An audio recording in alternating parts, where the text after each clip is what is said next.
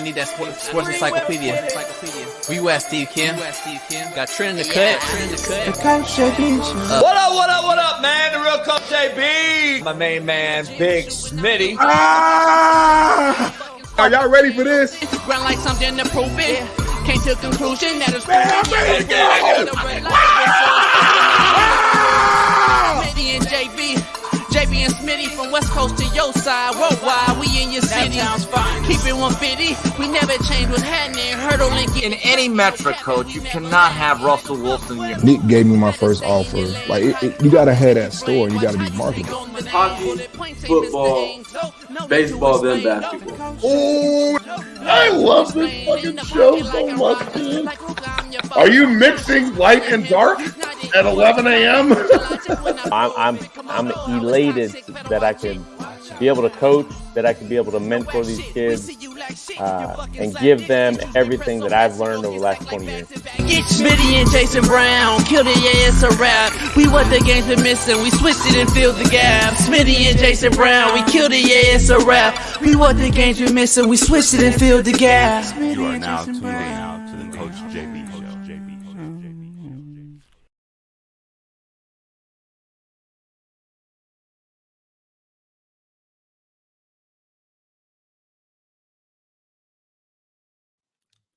Hello? Can you hear me?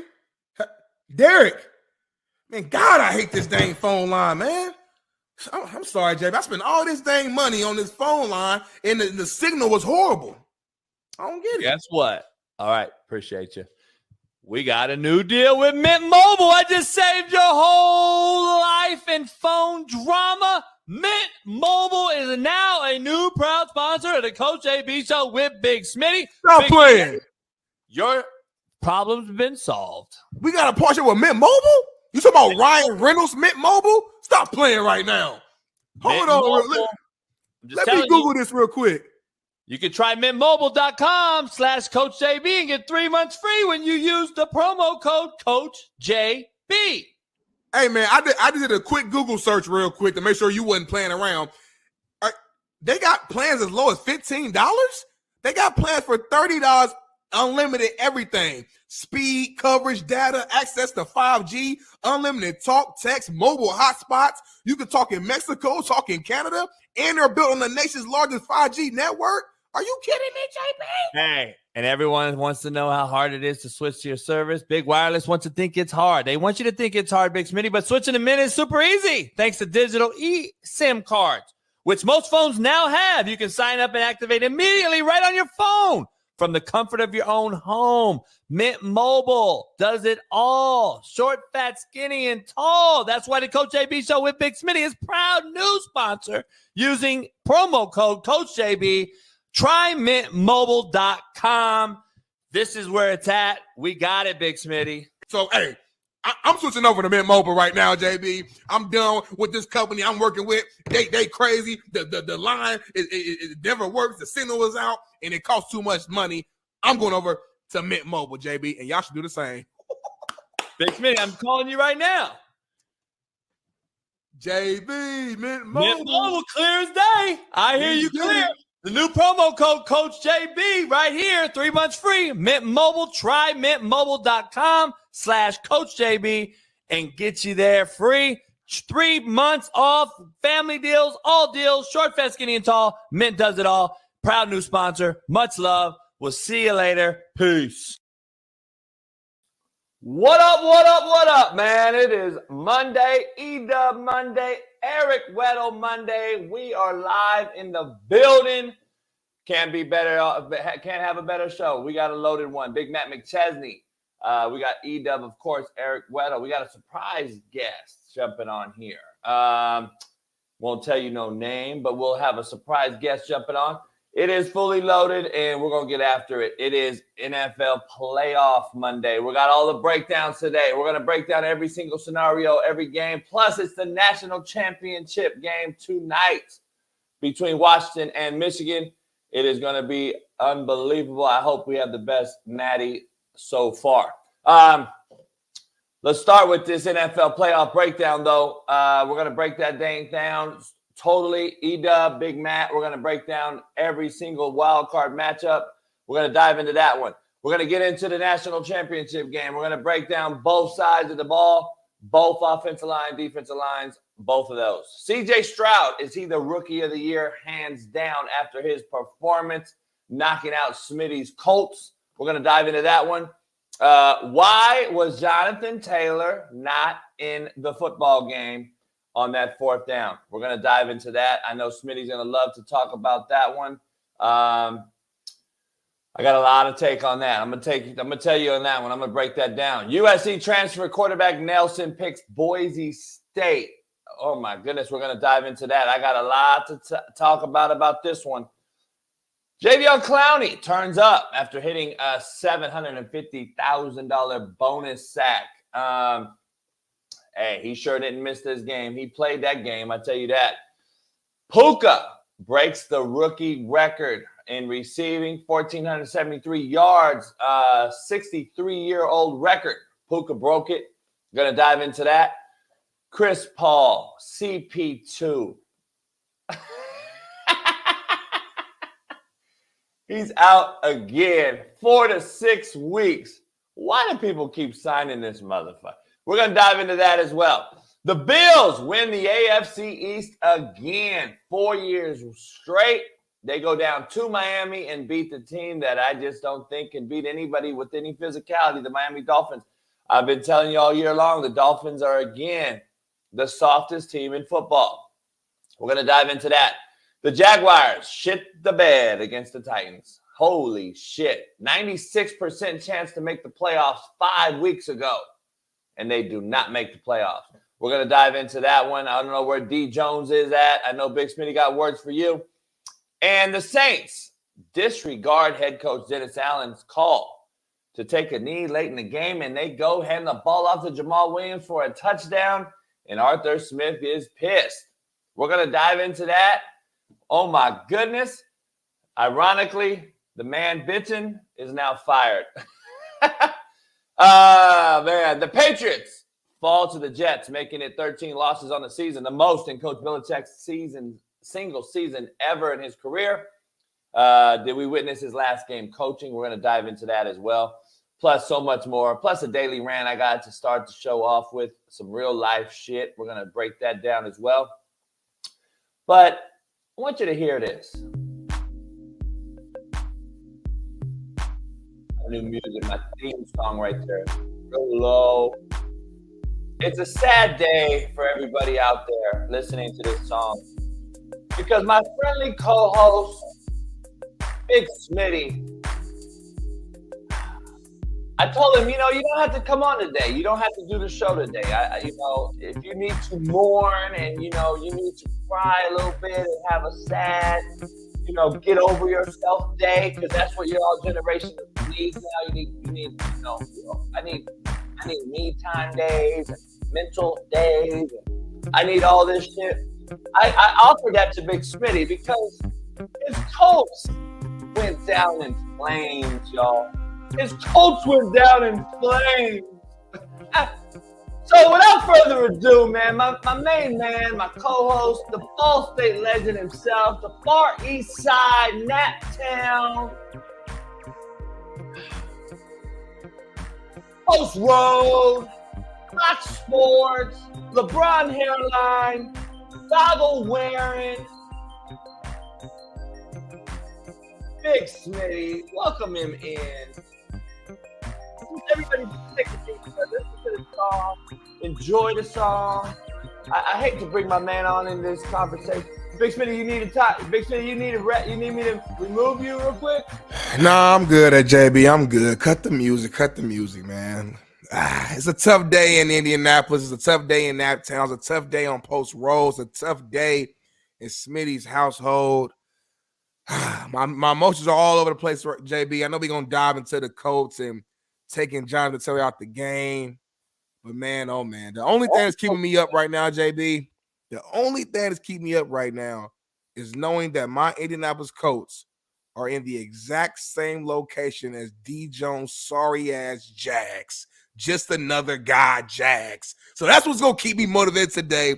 I'm not going to let one L bring me down. I've been through adversity. I've been through tough times. And this season, we made it to a point in time that we didn't even think the Colts would be at, myself included. We didn't even think the Colts would have an opportunity to even fight for a playoff spot. So I'm looking at it in a positive view. Shout out to the Colts. I'm optimistic going into next season. AR5 going to be back. Like I told y'all, AR5 is our quarterback. We saw what Gardner Mitchell did at the game, respectfully. So listen, man, hey, shout out to the Colts for fighting. Didn't finish the way we wanted to, but we're going to dive into that a lot more later. How y'all doing, chat, man? What's going on? Happy Monday, JB. I'm Woosah. What is it? Woosah. Whatever. Woosah, man. I was stressed out this morning. That music had me like even worse. We got a lot to dive into, Big Smitty. You know, I got to be honest. I've lost a total of about $500 over the weekend. One of the guys that cost me, I lost $400. I bet a $400 bet, man, on DraftKings on a smaller pool of people to win $25K, and I had a good opportunity. I was in the top 5 the whole day, and so it was just 2-game bet, man. Ravens, who I knew wasn't going to play nobody, so I took heavy dose of Steelers. I was winning big. I was winning $15K. You know, the second game starts though. I'm like, all right, at least I'm gonna win at least my $400 back. Right. They handed the ball in the second game to the running back for the Texans, who scored to end up going up on you guys. Was it Pierce? I don't remember. That knocked me all out of the thing so bad. Devin Singletary. Yeah, Devin Singletary. I lost by 1 point. Like I had 1 point, I would have won like $800. I ended up losing everything. That's how this thing is when it's small people. I lost $400 on one bet. And the sole reason for that loss was Gardner Minshew. Gardner Minshew was fucking horrific the whole game. He was horrible. Still better than AR5, but he was horrible. Tried to tell you.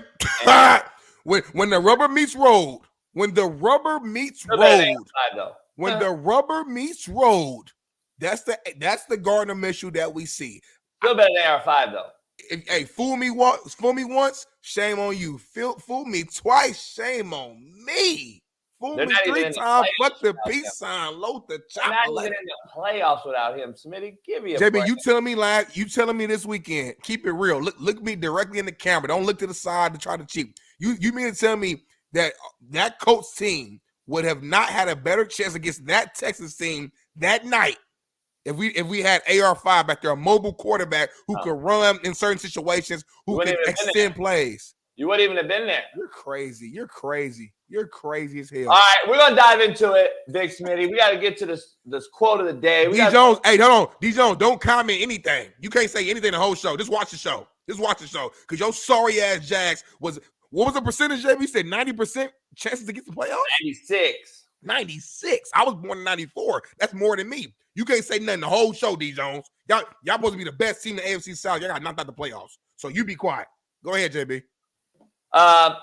Let's get to the quote of the day. This show is brought to you by AQMS. Make sure you head on over there. If you need to move anything, you need to move a side chick, side dick, a couch, a bed, a house, car. If you need to move anything, call AQMS 1-888-233-3110. All your moving needs. Tell them JB sent you. That's direct line 888-233-3110. Big Smitty quote of the day. It's brought to you by betonline.ag. Use the promo code BELIEVE, BLEAV. Get you 50% off plus welcome bonus. Leading others is strength. Mastering yourself is power. We've all led each other. We all lead people and shit, but if you can't master yourself, you ain't never leading shit. I'm gonna tell you right now. Contrary to belief, brought to you by Prize Picks. Make sure you head on over to Prize Picks. and tell them we sent you. Big Smitty, you only live once, but if you work it right, once is enough. That's going to lead into my morning rant here. Contrary to belief, you will not be punished for your anger, Big Smitty. You will be punished by your anger. Damn. Contrary to belief. Control your emotions. Let's get into it, Big Smitty. I got to dive into this morning rant real quick with you. I got a morning rant that's more of a real life situation that I've just been witnessing over the last, 15, 20 years. Okay. And I wanted to dive into it with you real quick. America, Big Smitty, I'm just going to be honest, in the world is in dire need of some sort of celebration.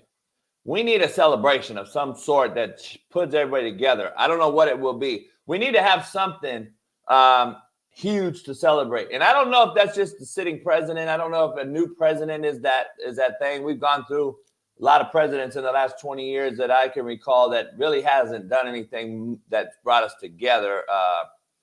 I don't know if that'll help.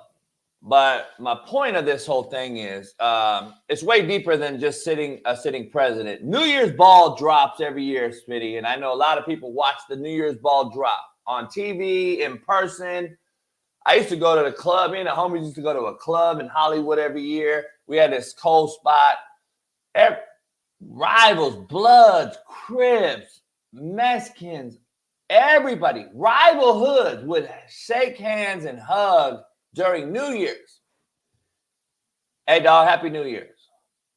Hey, homie, Happy New Year's. Whatever it may be. I've seen cats that never got along. Happy New Year's. It's all a celebration. Popping bottles, whatever, right? When rivals shook hands and everything shook hands and people were out in the street partying and the ball dropped, you never really saw drama.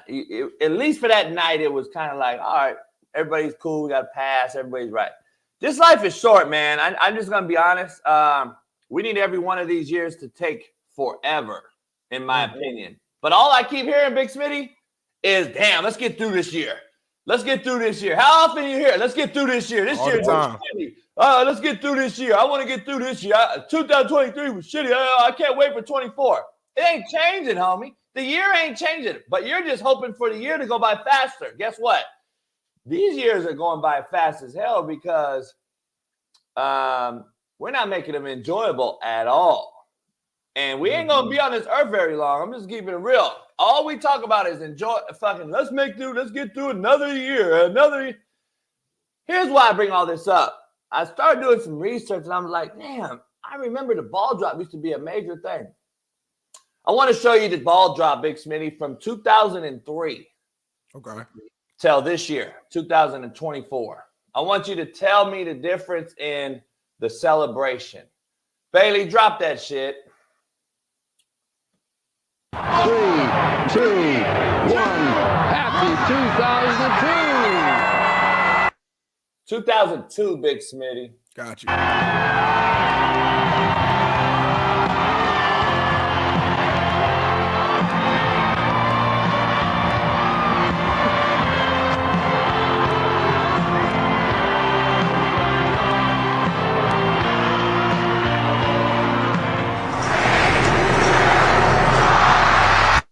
This year, Smitty.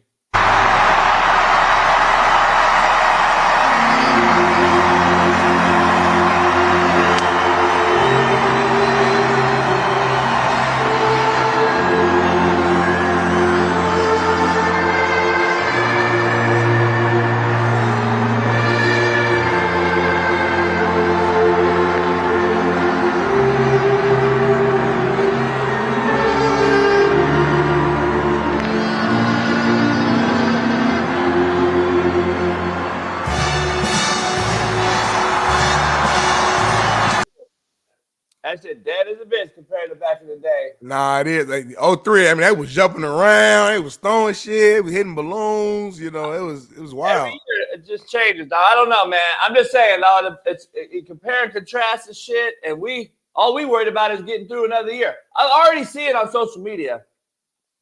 By the way, in New York during the New Year's, for a lot of those years, it was snowing, fucking 20 degrees below. Motherfuckers is out there. Here's the thing. That was not two dudes kissing. That was a girl. That was just an ugly girl. Let me ask you this, too. There was no social media in 03 or 02. If you want to call social media, you know, MySpace or fucking Yahoo chat or whatever we were talking about earlier, maybe, but not cell phones out there, fucking, you know, filming everything. But it was packed house out there at 20 below. They didn't give a shit. Nowadays, I don't know. I don't know, man. It's just a different world we're in, and we worried about the next year. On social media already, Big Smitty, I'm already seeing, let's get through 24 already. It just started, homie, a week ago. Like, how about you? See, everyone is now so worried about when times get tough, we just want to get through. We just want to pass. Oh, let's move on to next year. I bet you if it was a video game, motherfucker would just fast forward the year as soon as the year started out bad. Like, you know how you used to reset? Yeah, go to the end, yeah. Got killed right out the gate and reset. I bet you cats would fast. We'd be in 2,900 right now if a motherfucker was controlling that shit based on how rough the year starts. And I'm just like, man, this shit is crazy to me, dog. I just don't I don't get it, man. I really don't. Like, how about we fight through it and persevere and get through it, and it's gonna have some hiccups and some bumps in the road, but damn, we need some type of celebration, dog. I'm tired of seeing these motherfucking morbid ass cats on social media just 24th already crazy. I'm like, God damn, homie, it's been a week. People so damn negative, JB, on social media, man. I think it's these phones. Everybody's comparing, and every little thing they go through, they just blow it up because they're not used to going through anything at all. People were spoiled as a society, and I just think everybody wants the year to change. How about you change yourself? Because each year going to be the same if you don't change yourself, JB. It could be 2035. If you're the same old dude from back in the day, well, your year is going to be the same. Change yourself in that year. Hey, I'm trying to tell you, man. I'm trying to tell you. I had a very, very powerful person yesterday text me. Me? He texted me last night and said, I'll tell you right now. He said,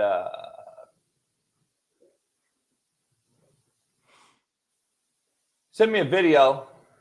And I don't know if you saw the Golden Globes, but Benny Johnson was at the Golden Globes, and he basically said, I'm from a small town in Indiana, Smitty. Mm-hmm. And I you know, basically said something along the lines of, I'm a real cat. I'm down to earth, and you know, I have hope for Hollywood, and I'm not a pedophile.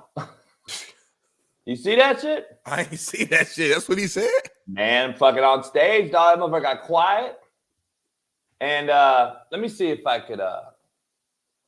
That's wild. Let me see if I could send this to you, because it's kind of like. Yeah, this text to me. That's crazy. Yeah, I don't know why I can't pull it up. Say that on he said it on stage? Yeah, dog. He said that shit on stage. Yeah, it's wild times right now, man. Hey, well, anyway, his point was, trust me, it's all about to change. And I said, really? I'm like, what is about to change? And Bailey, I'm just gonna text it to you, Bailey. God damn it! I hope we can play it, because you know these. Nah, it ain't nothing. It ain't nothing crazy. You know, they be tripping. Yeah, it ain't nothing crazy. But he said that and this guy hit me up, who I've got to meet over the time. Very prominent person, worth a lot of. There's people with M's, there's people with T's, there's people with H's, there's people with B's. Remember that. You know what the B's are, right? Billy. Billionaires. And this is one of them. And I think he knows a lot of people. And he was like, this is just the beginning. The Cat Williams shit is just the beginning. I'm like, really? Golden Globes. I mean, I can't even believe I'm in the entertainment industry. I can't. It's so unlikely. I'm from a small town in Indiana. I'm not a pedophile. Hey, Wow. gotta love it. Gotta love it. I just think people are fed up and are like, I'm just gonna start dropping it. I don't know. Right. I don't know. And it's looked like, he was, that's one of them situations where like laughing, but very serious. You know what I'm saying? He's he's saying a joke, but he's serious. Like in the entertainment industry, this is what it is. Like, yeah, he definitely wasn't like, and it, what was it, 2 years ago who hosted, what's his name? The comedian, the dude that started The Office, the British cat. Ah, man. I know you're talking about. And he was going off? Yeah, I can't remember his name. I know exactly what you're talking about, though. You know what I'm talking about, right? Yeah. God damn it. Fuck. I know what you're talking about, yeah. Him and Chappelle and all of them are Ricky Gervais. Yeah. Gervais. Yep. It's crazy how, him and Cat are cool and Chappelle are cool. And then you got the other side of everyone that Cat was calling out. It's like crazy. Like, I always thought comedians got along. Man, but it's a lot of little industry beef. And that Cat Williams interview was interesting. I know that's the biggest thing rolling right now, man. And I might have. Shout out to Shannon Sharp. Shout out to him. Yeah, shout out to him. Shout out to my brother CJ. He's the producer, man. If you guys watch the interview, you hear his voice in the background. Early in the interview, he was correcting something that Cat had said. That's like my brother right there. So shout out to him. But yeah, man, just thing about Cat, I almost believe everything he says because he said it with so much just like confidence to it, to where it's like, damn, that shit, like, there's too many details behind what he's saying for it to be fake. Now, again, I'm sure some of it is just true to him. You know what I'm saying? Meaning that, hey, like this is my belief and I'm gonna stand on it. But I also think a lot of what he said was just straight facts, and this is what it is too. You know what I mean? So I don't know, man. I've seen Ice Cube's rebuttal. I've seen Cedric's the rebuttal. I've seen Mike Epps came out and was just like kind of neutral, like yeah. Yeah. Yeah. I ain't seen one person that say like this motherfucker lying. Ludacris did like a little rap and had a line. I saw a trick there. I saw a lot of people just say stuff, but no, I haven't seen nobody just just. Why you lying, homie? Why you lying, dog? Like I ain't ever. If the homie was like, "Hey, homie, why you lying on me like that?" That's the first thing I'm saying. Right. I didn't see nobody come out and talk about he lying. Woo. Like they all kind of look bad. They all kind of. Oh boy, look even worse than all of them. What's his name? What's the fat dude? You talking about Cedric? Nah, it's like he's not as famous as any of those other guys. Faison Love. Nah, not Big Word. God damn, I forgot. He did it from a car. He did a video from a car. Come on. I forgot his name. Trick Daddy? Nah, he comedian. Damn it. Got a big old fat, wide ass nose and a fat head, like a scrunchy ass head. It ain't God Bruce. Damn it. It ain't Bruce. I ain't see that. Damn. Nah, it wasn't Bruce. I'm just naming big motherfuckers who's in comedy. I'm trying to. No, I wasn't. I saw Ari Spears. Oh, Ari Spears said something. Oh, he looked horrible. He looked like everyone was like, "Dog, you shouldn't have came out." Lavelle Crawford is an OG. I think Lavelle's a real one. I got to meet him. I love Lavelle, and Lavelle and Cat are close. So he was basically saying, like, I don't see no lies.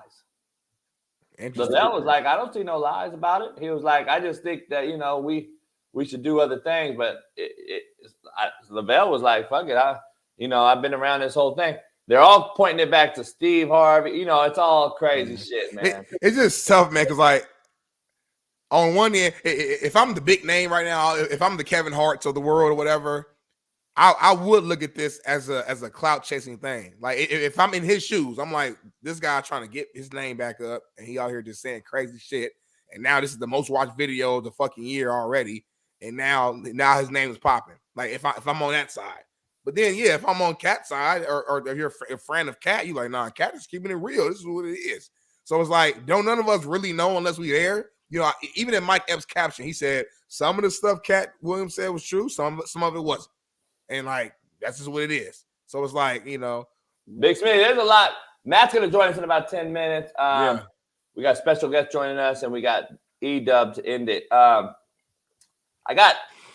There's a lot to dive into.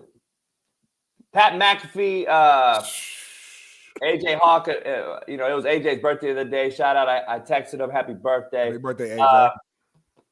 I texted Pat too. I won't let nobody know what that was, but the thing is, like, I think Pat's kind of fed up also with the naysayers out there that said that, you're a sellout or you went woke or whatever they want to call that industry or that company. It's owned by Disney. So a lot of people started to sell. But Pat's numbers have gone up. Right. So whether it was because, haters will buy your shit now. We know that firsthand. Yeah. So his numbers have gone up. But at the same time, I think he's like, I'm damn near a billionaire myself. I don't need you, ESPN. And ESPN's ratings have gone up since he's been on their air. Of course. So like, it's going to be very interesting tonight because he was there yesterday. He went from the Colts game to Houston. He interviewed Jim Harbaugh and he interviewed both head coaches, I want to say, together. Got you. On his own. And then he's doing the game day today, right? I mean, you would assume so, right? Yeah, he's doing the game day. So it's very interesting. And then tomorrow, he's going to have the controversial one himself on, Aaron Rodgers. We're going to see how that goes. And look, ESPN execs have already said, look, we're handling it internally between the two. And I believe if it was anyone else, Big Smitty, he would have been fired already. Yeah, but I say him and maybe probably Stephen A are the ones with like the most leverage at ESPN. Anybody else is a wrap. It's a wrap. Like, it ain't nothing. Because this guy's been there 5 months and he has the most leverage. That's just crazy. Think about that. Because you know what it is, man. I was talking to the homie about this the other day. It's all about leverage. It's a leverage game. And McAfee, his show was popping without ESPN. He tried to go to ESPN right after his retirement, I believe, and they was like, nah, we passing on you. He builds this thing up from the ground up, invests his own cheddar into it. And in my city, in Indianapolis, brings on his young people to build this thing up. The thing starts popping crazy. ESPN numbers is going down. Streamers and streaming sites, the views are increasing. Cable views are going down. ESPN is in a panic. They're like, we got to figure a way to get our stuff better. They see McAfee's popping. They go back to McAfee like, hey, man, I know we ain't want you back in the days. You popping now. Can you come save us? He comes over there. He has their views popping, and now their views are doing a lot better. But he knows it's because of him. So at the end of the day, they could let him go. They could cut his contract. Okay, who's going to be hurt more, ESPN or McAfee? McAfee's going to be good. McAfee ratings might go up higher if he gets fired. It will shoot up higher. Everybody who left or whatever, because they thought, you switching up, you'll sell out. They're going to come back. Everybody, it's going to be more excitement and more interesting because now McAfee going to share all the stories on ESPN because he ain't got no ties to him, So that's my thing, man. I just feel like it's like what I've learned in this business, man, working at, in entertainment, bro, and just in general in life, it's about leverage. What do you have? But there's only a few guys that have it. Yeah, to me, it's McAfee and Stephen A. I don't really know nobody. I don't know if Stephen A even has what McAfee has. Stephen A does everything though. Like you trying ESPN, motherfuckers on. He'll pop in on the morning show at ESPN. He got First Take. He said what he want on his podcast. He'll come in for an NBA spot. I know this for a fact, Smitty. This is a fact, but nobody's going to tell you this. Stephen A started his podcast because of Pat McAfee. Oh, I'm sure. A lot of people did. That is fact. And I bet you a million other people have started it that are big names as well. Yeah. We don't know that the Kelsey brothers didn't start it because of that. We didn't know what I'm saying. My point is there's a lot of cats in the industry or ending their careers in their sport, respective basketball, football, whatever, that said, oh, shit, we got to do something else because ESPN, like for Stephen A., ESPN can cut me tomorrow. Yes. So I need to have my own show over here. And I know for a fact that was told from one party to another. And that is why Stephen A. jumped out there and went on his own. Shannon Sharp. Everybody, all of them.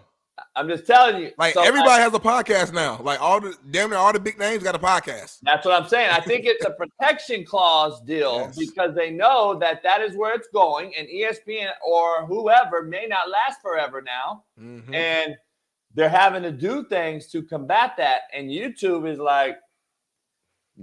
like taking over the world. So Yes, it really is, man. It truly is. You know, my girl, it trips me out. My wife, you know, she'll come home and like she's a fan of these like these female like streamers. Like there's a crew that like travels and they like just record all the traveling. There's a girl that like shows you all her fucking makeup and hair and stuff. And I be sitting here on the couch like, you really watch, like you really find it's interesting. But the makeup people, like most of them are like, you know, made up human or whatever. They're billionaires, I'm hearing. They're like on YouTube. They got like some dude in Hawaii, you know, motherfucker just dance around, makeup on and shit, and all. He's got kids from little babies to grown folks watching him. And he's like one of the most one of the most streamed guys on there behind them. And all they doing is recording this over the phone. Like it don't even be like real high quality camera. It just it's their life. A mansion. YouTube gave him a mansion in Hawaii. It's crazy. Like, I'm like, this shit crazy. And there's a lot of people like that. Like that's one example. There's a lot of people. So my point is, my bigger point is that like to your point, YouTube is popping, streaming has taken over, and people are understanding that, man, this is the way that things is going. The streaming is going up, cable TV is going down. And even if cable TV or whatever was to find a way to come back, the bigger point is giving yourself leverage to the point where, yeah, if this company wants to let you go, suspend you, or if you just get fed up and you want to have your own freedom, you'll create a platform that's big enough that if you did that by itself, it could fund your lifestyle in the way you want to live. And that's what's going on right now. You know what I'm saying? Yeah, it's wild, man. Poll question real quick. I got a poll question for everybody. Drop your chat in there. What is the biggest NFL playoff surprise to you guys? What is the biggest NFL surprise, playoff surprise? Is it the Dolphins heading to the Chiefs? Is it Stafford reuniting against the Rams or golf against the Rams, Stafford versus the Lions in Detroit? Man, that's a big time. I think that's the most intriguing matchup by far. Or is it the fact that Jags didn't make the playoffs? I think those are three things that pop out at me as the biggest NFL playoff surprises. What is yours, Smitty? I mean, yeah, to add to that, I would say also just, and I don't know how to work, I guess the way that the Eagles are going into the playoffs. You know what I'm saying? Like they're really bad right now. Like they don't look like a playoff team, you know, and early in the season, yeah, a lot of wins didn't look pretty, but they were still winning the games. But now they don't look pretty and they're actually losing against bad teams and players are going down. AJ Brown, Jalen Hurts. It's like I tweeted yesterday, I said, man, like they're falling apart right in front of our eyes. Like we're seeing it live. Hey, baby, are the Bucks favorites? Because I would assume they are. I would assume the Bucks are probably favorites. It's in Tampa. Do we have the playoff picture we can pull up? We do have the playoff picture. Because this, okay, here we go. The wild card is going to be wild. I'm going to tell you right now. The wild card is wild. The one game that I don't see going very well for an up and coming young team, the Houston Texans do not match up versus that Browns team at all. I do not think they match up very well at all. Who you like at quarterback better that game?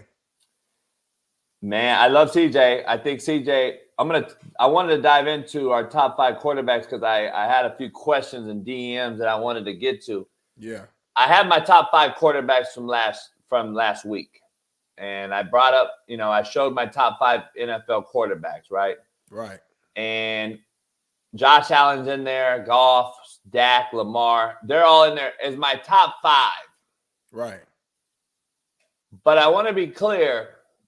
The Eagles are a 2.5-point favorite, by the way, which I think the odds makers have to lean that way, or they're not going to make any money. Yeah, well, when you're home, hold on, are the Eagles home? Nah, they're in Tampa. Damn, that's crazy. So here's my top 5 last week, but I also have a top 5 QBs that I trust, Big Smitty. And if you notice, I don't trust Josh Allen going into these playoffs. Damn. I do not trust Josh Allen into these playoffs. The only reason I got Jalen Hurts on there is because I hope the experience of taking a team to the Super Bowl last year, just 11 months removed, comes back. And I think that it ain't. Yeah, I don't know how a team could implode this badly. And his finger fucked up too. It's a wrap. Yeah. That finger thing, I've dislocated mine a lot. It's not a big deal. It's swollen today. He'll paraffin wax that bitch, ice it up. He'll be fine. Jordan Love, from what I've seen, week 2 in the season, I called it out. I said he's probably a top 5 quarterback this year as far as efficiency, as far as how he's performed. Crazy as hell right now. And CJ Stroud, that game this past weekend versus the Colts was a playoff game, basically. It was a playoff game for both teams. It had the playoff vibe, the playoff atmosphere. And he did not back down, Smitty. He did not shy away. He didn't show me that it was too big for him. He acted like he's been there before. So I'm going to put him in my top 5 quarterbacks that I trust that are left in the playoffs. Now, Mahomes obviously would be in there, because he's been there and done it. Tua scares me in a big game. But Josh Allen, to be honest, when we talk about the most scariest teams headed into the playoffs, Big Smitty, you've been on the Bills, I've been on the Rams. It's clearly the Rams. It's not even close. It's clearly the Rams because of the Matthew Stafford effect. Josh Allen is going to get their team beat. He's a dog. I don't know what I saw last night was a dog. He gonna make mistakes like Brett Favre, but he gonna make a hell of a plays too. Turn the ball over, Smitty, when you can't afford to turn it over. I'm just telling you. There's a reason why he hasn't been to a Super Bowl yet. There's a reason why he leads the league in turnovers every year. There's a reason why turning the ball over in the playoffs is a bad. He ain't been to the Super Bowl because his defense let Mahomes drive on the field in 13 fucking seconds. No, his special teams did. And that is why the coach should have been fired. But that's a whole other ball game. Yeah, it is. Hold on. But before you move, your list is crazy. Tell me that Josh Allen is someone you trust going into the playoffs. I hear you, but you're not gonna tell me that CJ Stroud, who I actually love, it's not even a diss. It's just he's a rookie and this is his first playoff game. So I get last week was pretty much like a playoff game. I get it. Like winning, you're in. So cool, I'll give you that. But at the end of the day, the playoffs really for real start now. And we've never seen them in the actual playoffs. And then Jordan Love, who, good season, good first season. But again, there's no way in hell I'm putting these 2 cats above First of all, Patrick Mahomes, who, come on now. We diss them and all that stuff, but like. Right now. It's all things that are constructed right now. If I was talking of all of them, then I would say, yeah. Well, okay, but even if it's right now, JV, and I know what you're about to say to this, but even if it's really right now and you're not bullshitting, then Lamar has to be on there. If it's playoffs though, but if it's right now though, because again, right now into the playoffs. But you ain't seen Jordan Love ever in the playoffs, so I don't understand that. Let me be clear, so you know where I'm coming from. So everyone out there is going to call me hater anyway. What I'm saying is, from what I've seen Lamar do in the playoffs compared to what I've seen Josh Allen Love playoffs, what I've seen Lamar do, or what I've seen Flacco do in the playoffs, what I've seen Matthew Stafford do in the playoffs. I don't have golf on there either. Everyone out there, by the way, all the racists, I don't have golf on there either. You know why? Because he doesn't perform in the playoffs. He doesn't do well in the playoffs. So I'm talking about what they've done in the playoffs versus where we are right now. And the truth of the matter is, Lamar's buckled in the playoffs. True. So is Goff. And we know what Patrick Mahomes has done in the playoffs, but I'm making sure we're clear on my whole argument here. This particular team is just not set up for success. There's just I do not see a team like the Chiefs, who I predicted to go 10-7. I think they went 11-6. with a last-second field goal to beat the Chargers last night, or they would have went 10-7 as I predicted. But anyway, I was very upset that they didn't go 10-7, and my prediction was right on because I was ready to do a video, Smitty. I wanted to be like all the dick riders on social media and like, look what I did. But anyway, I'm trying to figure out, like, even though I would probably bet the Chiefs to beat the Dolphins. Because the Dolphins are so soft. But at the end of the day, this Chiefs team not going very far. Let's be honest. They're not going very far. If they were to win, if they even beat the Dolphins, I'll be probably shocked. I don't think they are, yeah. But they're at home. They're at home. They're at home. They got that crowd. They got that, they haven't lost a playoff game at home. So it's going to be interesting. But that's just who I trust right now going into the playoffs. I would bet, I don't know, I'm going to bet a lot of money, I think, on the Rams. I know you trust them. I know. I wouldn't do it, though. As your brother, I would say not to do that. They are a good team. They could win. They could win a game. I can see them beating the Lions for sure. But then I think that's as far as that would go. No, I'm talking about that game. Oh, just that game. Okay, yeah, that game. Yeah, the Lions secondary is bad too. Did you watch them? Their secondary is bad, and I can see Stafford really slicing and dicing, being back, home, so to speak. You know what I'm saying? Okay. If you're talking about that one game, cool. We're gonna see how it goes and who they play next. Because I actually think the Rams can beat anybody in the playoffs, other than the Niners, who give the Rams fits. But McVay has beat the Niners when it counts. Yeah, but they ain't beating the Niners though. Listen, my main thing is this with your list. Before I forget my thought, I understand what you're saying. Like I don't have a problem with Stafford on your list. I don't have a problem with even fucking Joe Flacco, as crazy as it sounds, because I understand their history and how far they've been.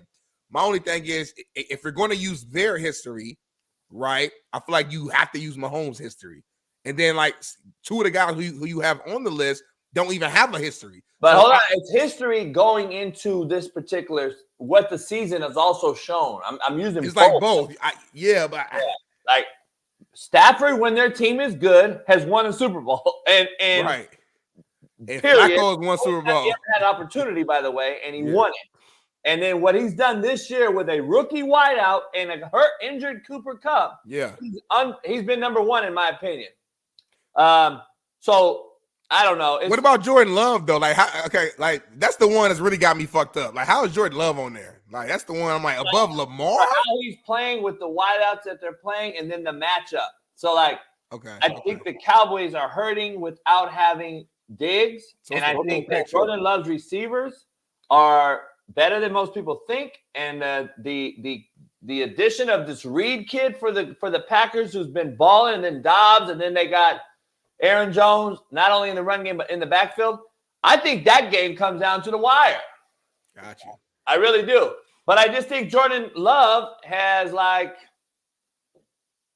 he's on fire right now. To be honest with you, I don't know if there's a guy throwing the ball better right now in the NFL than Jordan Love. So I don't think, other than the pass rush of the Cowboys, which it's going to take, the pass rush getting to Jordan Love early and often is what's going to slow down his rhythm for the last whatever. What is he, 18 touchdowns to one pick over the last 6 games or something?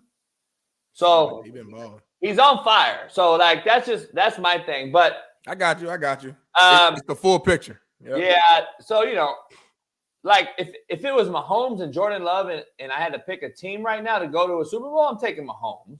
No. But I'm just talking about right now, going into all things equal, what the team has, how the team's playing. Green Bay's defense is actually playing better. They got Aaron Jones back at the right time. Now, can they beat the Cowboys? I don't think so. I don't think so. But they are playing well. I don't think so. We're gonna see. The team that got not snubbed, it is what it is. You didn't get in, but who was playing well were the Saints. And there would have been a scary out, in my opinion, if they would have got into the playoffs. They would have been a scary out. But they beat a team last night. Real quick, let's dive into this because we're going to break down the playoffs with Matt. They beat a team last night in the Atlanta Falcons by 41 points. Jameis Winston, overcalled Dennis Allen, the head coach, and they ran the football instead of taking a knee. I agree with Jameis. First of all, I agree with the whole thing about scoring. This is the NFL. It is not college. It is not high school. Arthur Smith got pissed off, and it's embarrassing. He was hot. Big Smitty, I don't know if you know, but I broke this play down. There's a brother coach for Atlanta. Yeah. If you watch this black coach, he's bald-headed. Watch this cat walk right by. I'm going to show you right there. See that guy right there? Yeah. That's my boy. Oh, for real? I don't know. He said something. He might have flicked him off real quick. It was real quick. No. I'm going to just play it. Can you take the mute off and rewind it just a little, Bailey? My boy called him a bitch-made motherfucker. Hot that Dennis Allen scored a touchdown at the end. He is hot. He said he did. Scored I did not catch that. That's hilarious. Hey, I already know because I saw him and I know him and I texted him. I'm like, homie, you on camera. He was like, man. I'm like, homie, come on, man. You can't stop him. And he was like, JB, come on, man. He was like, the scenario was what it was. It wasn't that they scored.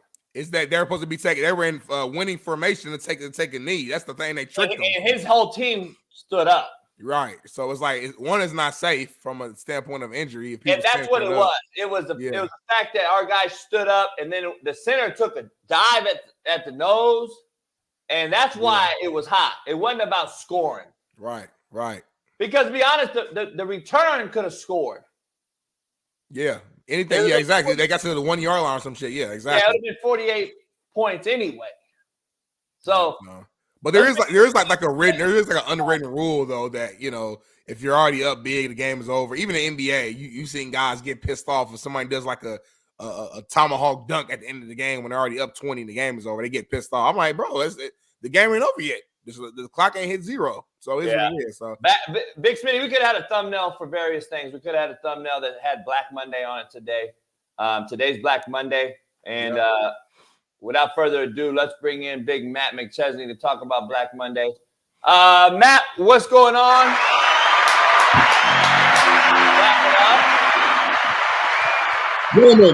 Gentlemen, what's happening? Good morning.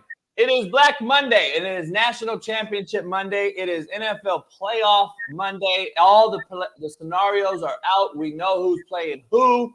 Very interesting slates ahead of us here.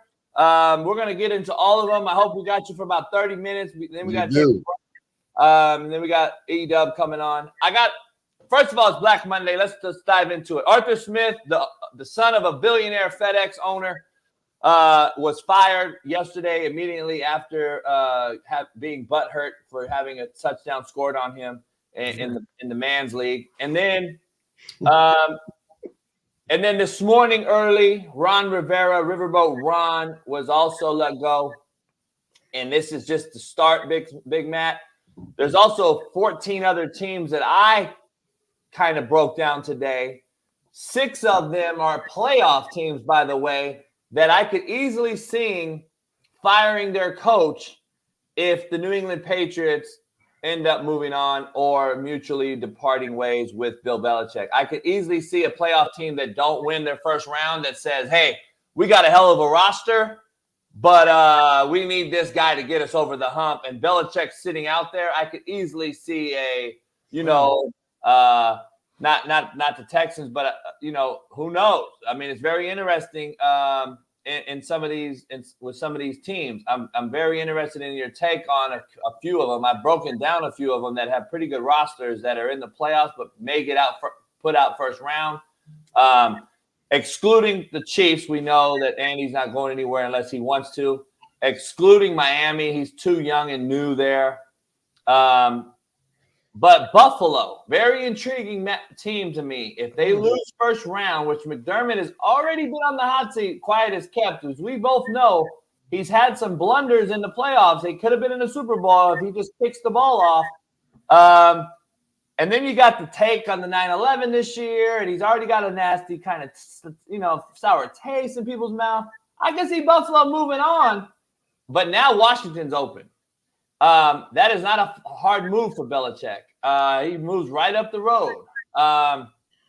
Some interesting takes, Big Matt, but we got a lot to dive into. We got the Natty tonight and these wild card games. First of all, let me get your take on Arthur Smith butthurt about the Dennis Allen Saints scoring last minute. Jameis overrode the head coach. They get into a victory formation. One of my buddies coaches for Atlanta. I got a player there.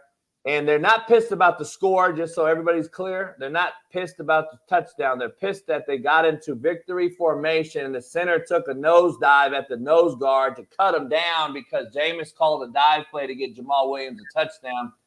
And that is why, if you watch it, you see Atlanta's guys standing up because they're in victory and they know they're going to take a knee. And Jameis Winston being Jameis Winston. We love Jameis, but let's be honest. He's not the smartest fucking guy in the shed. I love James. He called it. They scored. And I would be pissed off in that scenario too. It's not about pissed off that they scored, Big Matt. So what is your take? They fired Arthur Smith anyway. Now he kind of is out there looking for a job. Maybe he can go back to FedEx and work what he should probably have been doing his whole life. Okay, so look, I'm not a huge Jameis Winston fan. So who the fuck we? Like that kid is a moron, and we've known this forever. It's not surprising that he would do some stupid shit like this. Arthur Smith needs to redirect the hate to Jameis because that's really the guy that did this shit. It's really I think it's kind of Bush League, bro. Like, I understand. I don't care about the points either. Like, that needs to be known. The players don't care about the points. Nate Landman, the middle linebacker for Atlanta, he doesn't care about the extra touchdown. It's the principle of the matter. It's you lined up in victory, dog. The game's over. And you're going to audible and, like, super fucking, like, JV this shit and get, like, extra points on Madden, bro. Wow! Like, what are we doing here? So, Jameis Winston is the ultimate fuckboy. I mean, we've known this for years. You can't spell fuckboy without Jameis Winston. He's always done some dumb shit. He doesn't. He's one of the guys that like reads the dictionary, but not the definition. He just comes up with words and like. I think Jameis is like words. His teammates love him though. That's all I say. I don't know. His teammates love him, and we know in the locker room, like if you're a fuck boy and you're all this, you're gonna get your ass called out. So there's a reason all his teammates are backing him right now. I see Cam Jordan, a future Hall of Famer, backing him. So I don't know. I'm not in the locker room, so I don't know. But everybody loved radio too. So, like, golly, man, the guy on the team who's a little like everybody loves his ass. He's the flappy, and that's a bad look though. Yesterday, let's be real. It is. It is. All right. Jameis Winston radio. Y'all are so soft. I know. I think people like him because he's like. I fuck with James. I've been saying it. I don't care. Yeah, he's like this guy. His speeches. I mean, I go back to college. Like he was a fucking monster at Florida State, and the way he leads the teams. Like I'm just a fan. You love him because he's a clown. No, I don't think he's a clown. No, I think he's misunderstood. Like to me, a clown doesn't get respect by his teammates though. Like we've been in the locker room. If you're a clown, I'm not gonna give you no fucking respect. He's a country guy. His voice, he's funny or whatever, all that stuff. But I think they actually respect him because they know Jim is gonna have all his teammates back. Number one, at the end of the day, they know number two, he might not always play the best, but he's gonna go out there and put his best foot forward every single time. So I think there's something said when your teammates all vouch for you all the time. Like I don't know. I just think. You know more shit. We know more than me. I mean, I don't necessarily agree with all of his teammates vouching for him all the time. When he was in Tampa Bay and he threw 35 interceptions with 35 picks and was arguing with people about how he was not the problem. That's not being a good teammate. So he's matured a lot, I guess, but this doesn't show maturity. This is some Bush League bullshit. And could have got somebody hurt on the last play of the game, on the last play of the season. Like, okay, you got in the game finally, Jameis. High five, bro. Like, it doesn't need to be about you. Take a fucking knee and move on. Like, I disagree. I think he's a total fuckboy.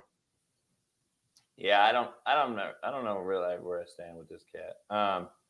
Let me move on to a new topic.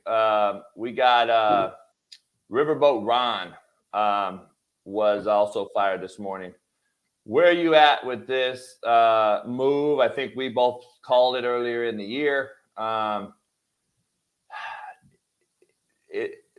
What I'm worried about, Big Matt, a good friend of both of ours, I'm worried about the fact that Eric Bieniemy left the Chiefs organization to go here, and we don't know if it was a smart move at the end of the day. Because what if he gets fired as well? As of right now, he's most likely going to be, because most people are going to move when the head coach moves. What happens to Eric Bieniemy, and what is which way are they going to go here? Because rumor is that they've added Bob Myers, the GM for the Golden State Warriors, to help them hire a new coach. And I know Harbaugh's name is hot as fish grease right now. It is everywhere. He's leading candidate for the Chargers. I'm hearing the Raiders, and now I'm hearing the Commanders. I'm pretty positive that Harbaugh is going to go back to the league as early as tomorrow after tonight's game, win or lose or draw. Who do they hire now, and what happens to EB in your estimation? Well, I'd love to see them just keep EB as the head coach. Eventually, this guy needs to get a head coaching job. He's a hell of a coach. It's not surprising that Riverboat got fired. They've been really struggling. Their defense is terrible. They purged it in the beginning or the middle of the year. They just traded everyone. You know, there was a crazy stat yesterday. I heard that Montez Sweat, that's his name, right? Yeah. Went to Mississippi State. Yeah. So he's a hell of a player, but he led the Bears and the Commanders, in sacks. Like he led both teams. So that's pretty dope for him individually. That's not good for the Commanders, obviously. They need a total rebrand again. Like the new owners not only need to get the head coaching right, but they need to change the name. They need to go. I'm not saying they need to go back to the Redskins, but they need to change everything. Anything that had to do with old school, like anything that had to do with Schneider, any decision he made needs to be eradicated immediately. So I'd like to see them hire EB. They won't. The Belichick thing, I know it sounds good, but I don't know, man. I think Bill in New England, I think him leaving there would be stupid for both sides. I think that making sure he's the coach there when he breaks the wins record, get him a quarterback, and I think the team will be minimum 500 and fighting for a playoff spot every year. And that's really all you can ask for in this league if you don't have a top 10 fucking quote unquote guy. So when a lot of this is who's under the radar that we don't know about. Could New England go out and give the job to McDaniels if Belichick leaves? Is Belichick really a candidate for Washington? Who wants that job also? Like, that's the other thing we have to consider here is – that's what I was going to ask you, yeah. Who the fuck actually wants that dog shit? Even EB, I know you guys know him personally. I don't know him, but, like, if I'm a fan of EB, I don't know if I want him to take that job. So, like, you go there, you never had a head coaching job. Right, but if you take it and he lays an egg and he's got a horrible season, now it's a wrap. He ain't going to never get an opportunity again. So it's like, fuck. These are facts. Sometimes it's about the job you don't take, not just the job you do. So I do really think that the Washington franchise is dog meat. Like they've been awful for years, like just dog shit. So, and it's not just bad football, it's bad culture, it's bad coaching, it's bad leadership.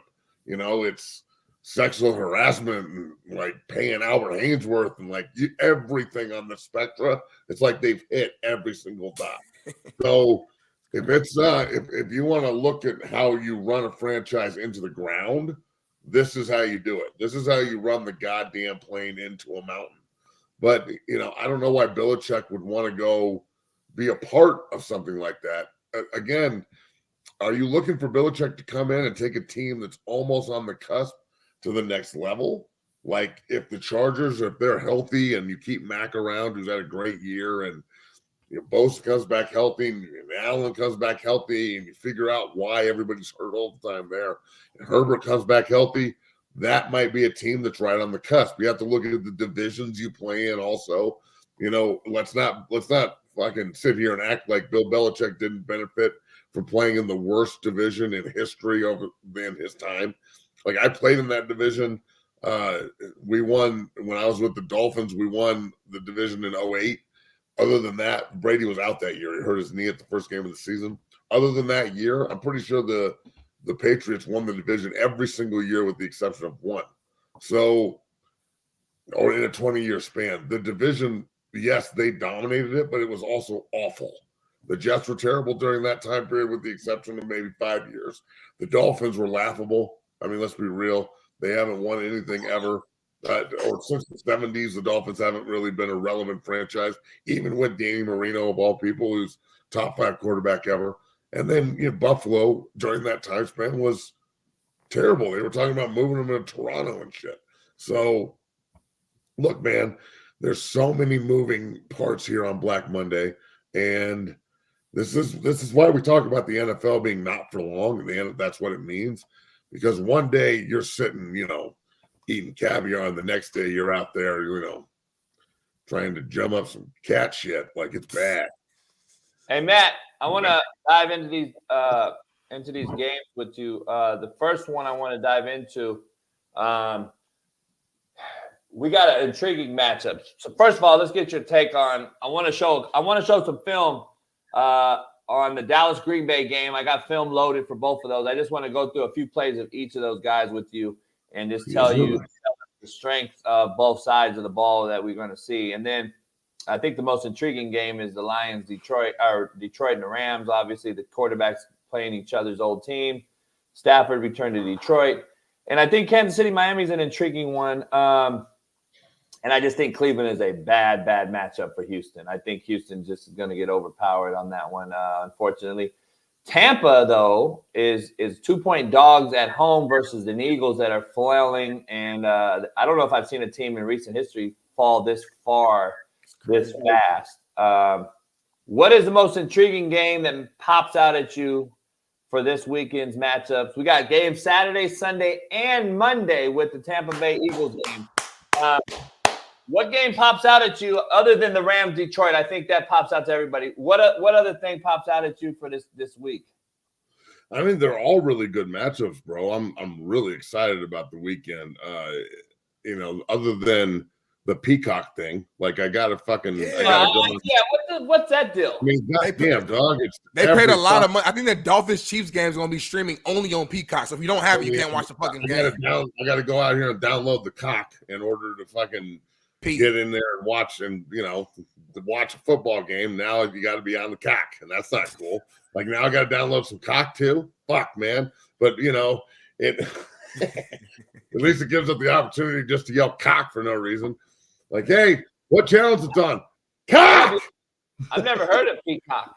I've never even heard of the station. I didn't know it was a thing either until all of a sudden now I have to download it to watch fucking football games. You know what? Hey, let's all do the little 7-day free trial and then cancel that motherfucker right when you're done. You're gonna get a free trial, 7 days, free cock for Smitty. You'll love it. You'll love it, bro. I ain't gonna love it. You're gonna love it. But look, I love all the games. The Cleveland-Houston game, like you said, Coach, that's the bad matchup for Houston, but goddamn, CJ Stroud can play some football. So that'll be a barn burner, bro. I think it's going to be a great football game. There's going to be a lot of points scored. Houston struggled when they played Cleveland last time they went down there. Flacco had a week off to rest them weary bones. So, that's going to be a hell of a game. Tampa and Philly on the other side, going AFC to NFC and kind of rotating here. Yeah. That game is very intriguing to me because Baker Mayfield's a gunslinger. He got nothing to lose. It's a battle of Oklahoma quarterbacks. Guys that started somewhere else, transferred to Oklahoma. Jalen Hurts is a bad man. He's also been playing bad football consistently here over the last month.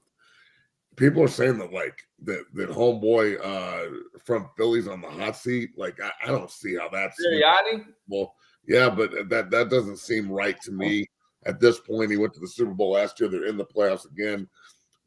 Philly, this is a must win for the Eagles. Like on paper, they're a better football team, but Tampa Bay at home, they're tough. That's going to be a really tough out. So I would not be surprised at all if that's like the upset of the weekend and Tampa Bay finds a way to win that game.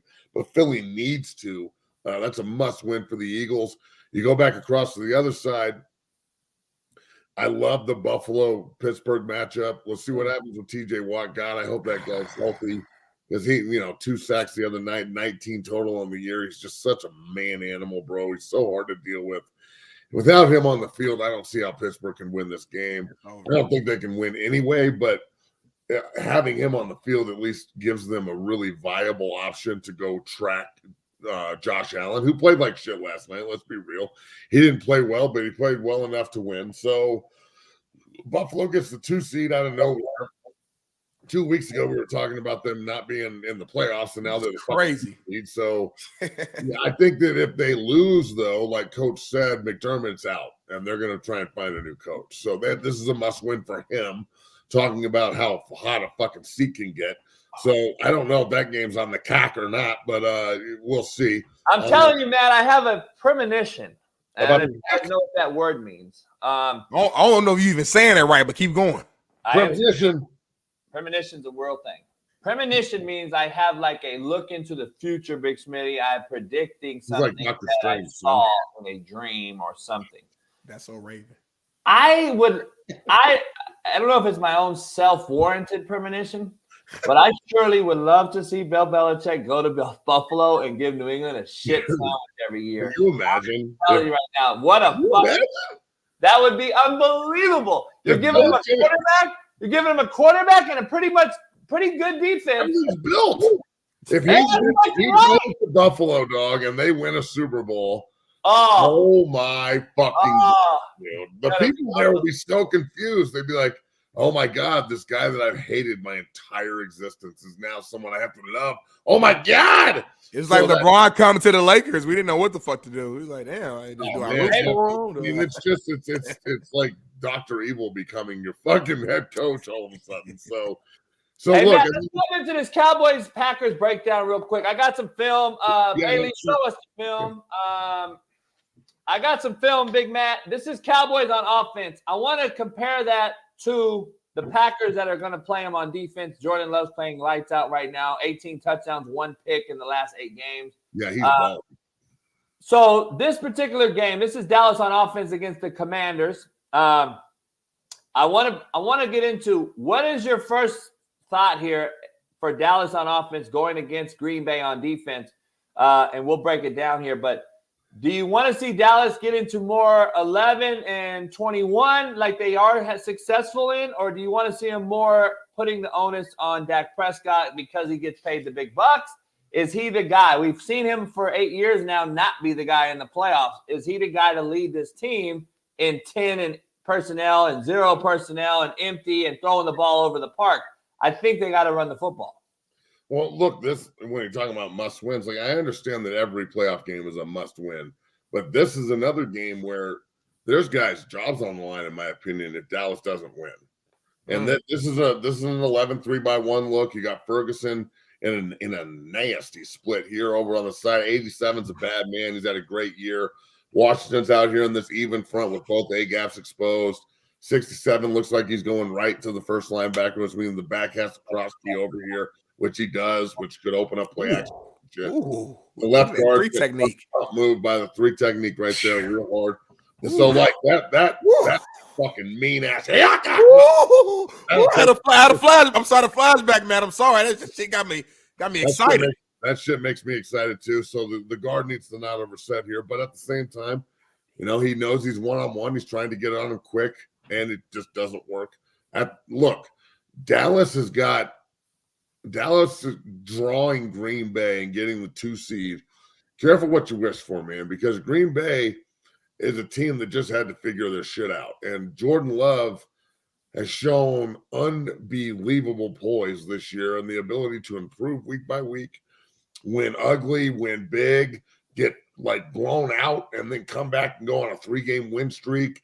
You know, they had games that they should have won that no business losing, that they lost, that would ruin other people's seasons, and they just came back and played even better. So, you know, I think Green Bay and the way that they do things defensively, and then, you know, so Matt, I got it queued up perfect. So the last play you saw, you saw 3-by-1 of the last play. This is a little 2-by-2 11, but it's the same concept against pretty much the same front, other than the zeros being out of there and double A gap open. But it's still a 40 down. It's a 4 down. It's a basic 2 high quarters match look, and they throw the same side of the ball of the football field where Dak just threw the hits or the curl. They're also looking that way, and that's why I set it up this way. What do you see that is going to expose Green Bay as from Dallas, and what do you see that they can do something to stop Dallas? Well, look at the middle of the field, right? Keep going, right there. So, look, if they're going to throw everybody in the middle of the field like this, the edges they're going to eat Green Bay alive on the edges on the field. If the Packers are going to try and condense everything in the hashes, the Cowboys are going to eat you alive, you know, from sideline to hash on both sides of the field. Right. They've got great pass catching backs. You know, they've got guys that can really run. Who's the backup to Pollard? What's that kid's name? I'll look it up. I can't remember his name, but he can catch the ball in the backfield. He had another touchdown the other day. They do a great job of using the space available to them in the flats, getting the ball to the receiver. CeeDee Lamb is great out there in the flats. Get him a couple of quick, easy completions, and then they start expanding to the flats, and then you start seeing the seam routes with Ferguson down the middle when he's running the hash, and you start seeing those crossing routes when they try and man you up, and CeeDee Lamb breaks the motherfucker off and then takes off across the field, and the defense is in chase mode. So I think that Dallas has the ability to kind of dictate to the defense how they're going to play. The defense wants to dictate, but they're not going to be able to do that against the Cowboys, man. But at the same time, though, the way you beat Dallas is to pressure Dak with 4. If Green Bay and Clark and, you know, and everybody that's out there, and you can get, you know, Preston and Clark and the Gary kid, you can get all of them pass rushing together, and you can get 4 guys, you know, really giving it to Dak Prescott, a 3 technique that can pressure pocket those defensive ends that can kind of make him step up, because Dak doesn't want to run, but he is elusive behind the line of scrimmage. He can extend plays. I'm telling you, the 3 techniques in this game for Green Bay are going to be so important. Clark is a bad motherfucker. UCLA product's been playing up there forever. He needs to go have 2 or 3 sacks and a bunch of pressures and be a top 5 player at his position in this game for Green Bay to win. Because if you can't pressure with 4 in this game, I don't think you can beat Dallas in Dallas. What do you like about Green Bay on offense, other than what you just said? You like Jordan Love's play lately? Aaron Jones is back. No, he's been excellent. He's been excellent. He's been getting rid of the ball on time. You know, there's some mistakes, obviously, for a young guy, but he's making mistakes and learning. He's not making mistakes and losing. It seems that Green Bay's found another guy. Their process works, bro. You know, draft somebody, make them sit for a long time and earn it. Make sure they're the guy, give them the keys, and get out of the way. And I think that Green Bay next year, with the amount of youth they have in the secondary, in the receiving core and the secondary, I mean, they're so young all over the football, all of the football team. They are the youngest team per capita in the NFL. I think they've only got 1 or 2 guys over the age of 30 on their entire roster. So I think the potential here for the Packers moving forward is unbelievable. Win, lose, or draw. If you remember years ago, 3 years ago, maybe 4, the Eagles were a 9-8 team. They went to Tampa Bay and lost in the wild card round. That's the 7th seed. Tampa Bay mopped them. And then after the game, Tom Brady came out and said that group over there is going to be the next group in the NFC that really starts, you know, pillaging. They're going to be the next group. And they did. I mean, let's be real. Philly has been one of the best NFC franchises over the last 3-4 years. They've made a Super Bowl. They arguably should have won it. And they're in the playoffs every year competing. So that's how I think Green Bay is going to be next year. I think they're going to be extremely tough to beat. That Detroit Green Bay next year, that battle for the North is going to be outstanding on top of what's happening with Chicago and Minnesota. So I really like Green Bay, man. I think they've got some crazy speed with Watson and number 11. I think that his name's Reed. That kid can really ball. So and shit, watching the Green Bay game, I heard Mercedes Lewis checks into the game, big tight end, and I'm like, holy shit, Mercedes Lewis, bro. Like, I played against Mercedes Lewis in college and the NFL, obviously, but he's been playing for ever. Like, Mercedes Lewis is old as shit, and he's still playing football. That's a hand clap right there. Give this man a dab. Hey, Matt, I got Detroit pulled up against the Cowboys, matter of fact. Detroit plays the Rams. I just wanted to get your thoughts on Goff, what this offense is going to be able to do against the Rams. I think it could be a shootout. It could end up being a shootout with Goff, or Goff shits the bed, and that's why they prove that he there's not a bigger game where Goff wants to win. He wants to win this game and give a shitbird sandwich right back to McVay for cutting him, and then at the same time, McVay wants to probably prove this is the reason we cut you. So it's going to be interesting to see Detroit at home against a hot Rams team right now.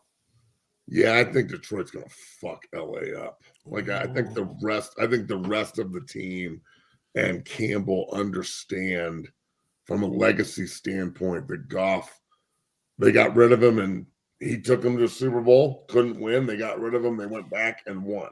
That already says enough. So I agree that this is as important of a game for legacy as you're going to get, but not for Stafford. I mean, Stafford's going to get a round of applause, but after they get done kissing babies, the Detroit faithful are going to back their guy. And look, I'm pulling for Detroit bad, man. I'd love to see a Detroit-Cleveland Super Bowl at this point, just because it sounds so dirty on top of looking so dirty. Stinks. Just stinks. Just terrible sounding. Cleveland and Detroit in the Super Bowl. Like, but that's kind of why I want it to happen. I think Detroit is going to fucking run the Rams. They're built to beat the Rams. They figure out a way to cover the receivers, double team Aaron Donald as much as possible, and just control time of possession and put your quarterback in a position to, assault down the field and pressure Matthew Stafford, which they can do with 4, maybe 5 rushers. So that this is a massively important game for Goff. If he finds a way to win this game, and then Detroit goes on a run, I still think the Rams won the trade because they have a Super Bowl already. But man, it's like this is a great trade for both sides at this point, in my opinion. So yeah, that's the most emotional game of the weekend. That's for damn sure. Nah, for sure. I'm gonna be tuned in. The one thing that makes me nervous about that though was the Lions secondary. I mean, even we saw yesterday playing against the Vikings, who we know is a bad team. You got backup quarterback in, but they was almost threw 400 yards. Justin Jefferson almost 200 yards receiving. So it just makes me nervous. Matthew Stafford out there, but with Puka and Cooper Kupp. I mean, that's the only thing that makes me nervous, man. But the Lions should win, in my opinion. They should win. Yeah, it's going to be a shootout. I mean, both teams are going to score points. I don't think the Lions can stop the Rams' running game. The Rams have led the league in rushing the last 8 weeks. This kid, Kyron Williams is unbelievable. I think he's shown that he might be the most dynamic back playing in this playoff. I mean, he's unbelievable right now with that Ram play action pass and boot naked that McVay loves, that Stafford's so deadly with Puka and Kupp. Oh, it's going to be dangerous. I think the Rams boat race them, to be honest. Boat race them? Oh, shit. Yeah. Sounds like I'm the only one who's wearing goggles on this show. Here's the thing, though, Smitty and Matt. Here's the thing I got to say, though. If it was a team that's coming off of just getting into the playoffs, winning 4 or 5, or losing 3 of 6 or some shit, I'd be like, these guys should have beat Baltimore. We all, if the 5th would all be loaded. They could have beat Baltimore if it wasn't for a punt return, a block. But other than that, the Rams dominated that Baltimore game in Baltimore, if we really watched the game. And they should have won 8 in a row. They're winners of 7 out of 8. This is a team on a very, very hot streak, and I don't know if you want to play a Matthew Stafford with a hot team. I just don't know if you do, and I think Matt at least agrees with that. But I agree with his take on Matt. It's in Detroit. It's just, I love the head. It's gonna be loud as hell in Detroit. They ain't had no playoff game since. But who's played more games in Detroit? Who's played more games in Detroit than anybody? Stafford. It's gonna be loud as hell. He might get cheered for, actually, though. Honestly, they'll cheer for him until the game starts. Yeah. All right, Matt. College football. Before we take a break here in a couple minutes to get out of here, the Natty tonight. How do you see it going? What's the pluses and the minuses for both teams? And is Harbaugh gone after the game, regardless? Damn. Look, man, I am so excited for this evening's game. I don't know if I've been more excited for a college football game since I played. Damn. Like just so many of my guys all over the field. The pride I feel as a coach is just unbelievable. All the work that we put in, talking about this last year with Drake, and talking about this with Henning before he left to go to an early enroll at Washington, and just taken back to when Rosengarten committed to Washington and losing it, as a Colorado alum, watching all these guys that are all Colorado kids that I work with not be in Boulder. It's fault. It's just history. It's way back in the day stuff. It's what coulda, shoulda, woulda. Right. So, Drake Nugent, a guy that I've been working with for so long, that starting center for Michigan, has just been killing it this year and is going to be a great pro. Everything he's been working for to get to this moment. The amount of Dungeon family on the field alone, the first time it's been a non-SEC representative since 2015 when Ohio State and Oregon played. Now you've got two Big Ten teams playing in it in Washington and Michigan, as Washington's moving to the Big Ten. I don't know if I can be more excited, man. And, being in a city here in Denver where we're getting rid of Russell Wilson and looking for a quarterback, it's a preview of two guys that could be on that list. J.J. McCarthy, who I personally think needs to go back to school, but Michael Penix Jr. doesn't. He doesn't need to go back to school. He needs to get drafted by the Broncos. That son of a bitch can spin it. So, I loved watching that game last week and how poised he was and how well he played. And then when you're looking at just this entire game from the whole, everything that goes into being on a college football team and winning like this, bro. The NFL, you can lose 6 games and win a Super Bowl, and you're an unbelievable team and high five, and you did it. Yeah.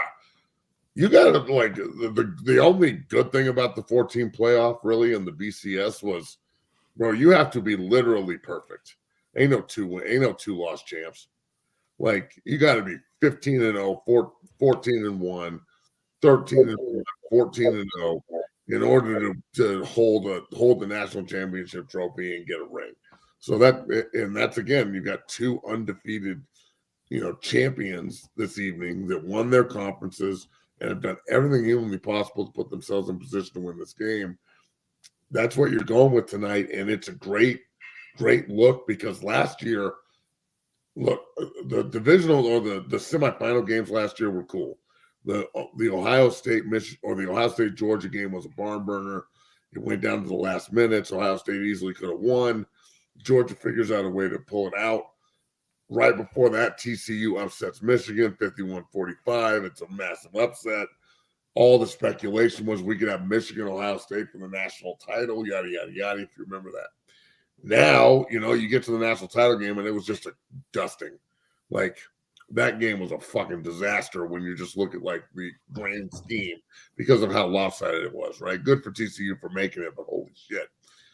Now you're in a situation where you've got 2 teams that are good. And they are, the last 2 Joe Moore Award winners too. The Offensive Line of the Year award, again, something I take a ton of pride in, having so many guys on both sides of the ball that are in these 2 programs. To have as all these accolades falling on all these guys, it's so fucking cool, man. I don't know if I've ever been more excited for a national title game. This is unreal. Yeah, I love it. I feel the exact same way, man. I've been going back and forth in my head, man. I'm who am I going for? Who do I think is going to win? Yeah. It's very tough. I'm getting a slight edge to Michigan for a lot of the same reasons I think we've all kind of talked about, last few weeks, as far as just everyone being against them and the whole Harbaugh thing. And also I just the old school saying defense wins championships. And I just think that Michigan defense is ruthless. They're physical. I think they will be able to slow down, watch this offense. Now they're going to get theirs. Penix is a bad boy. They're going to score, but I don't think it will be at the same clip as it was last week. So I'm expecting more of a not low score game, but just not a shootout, 27-24 type of game. You know what I'm saying? With Michigan winning. But man, I think it's gonna be a hell of a game. And I think the committee got it right. I don't want to go back to the argument. I know we kind of disagree on that, but I think seeing the bowl games and then now seeing the Natty, to me, it kind of shows that the committee got it. They got it right because we're seeing some great football right now. So I'm excited. Yeah, the semifinal games were outstanding, and Michigan beating Alabama the way they did was unreal. Washington and Texas came down to the last play, unreal. It just motivates those two programs to come back next year even hungrier because most of those guys on both squads return. So they're both going to be outstanding. But next year they're going to be in a position where only one of them can win the conference, and how many SEC teams can you get in?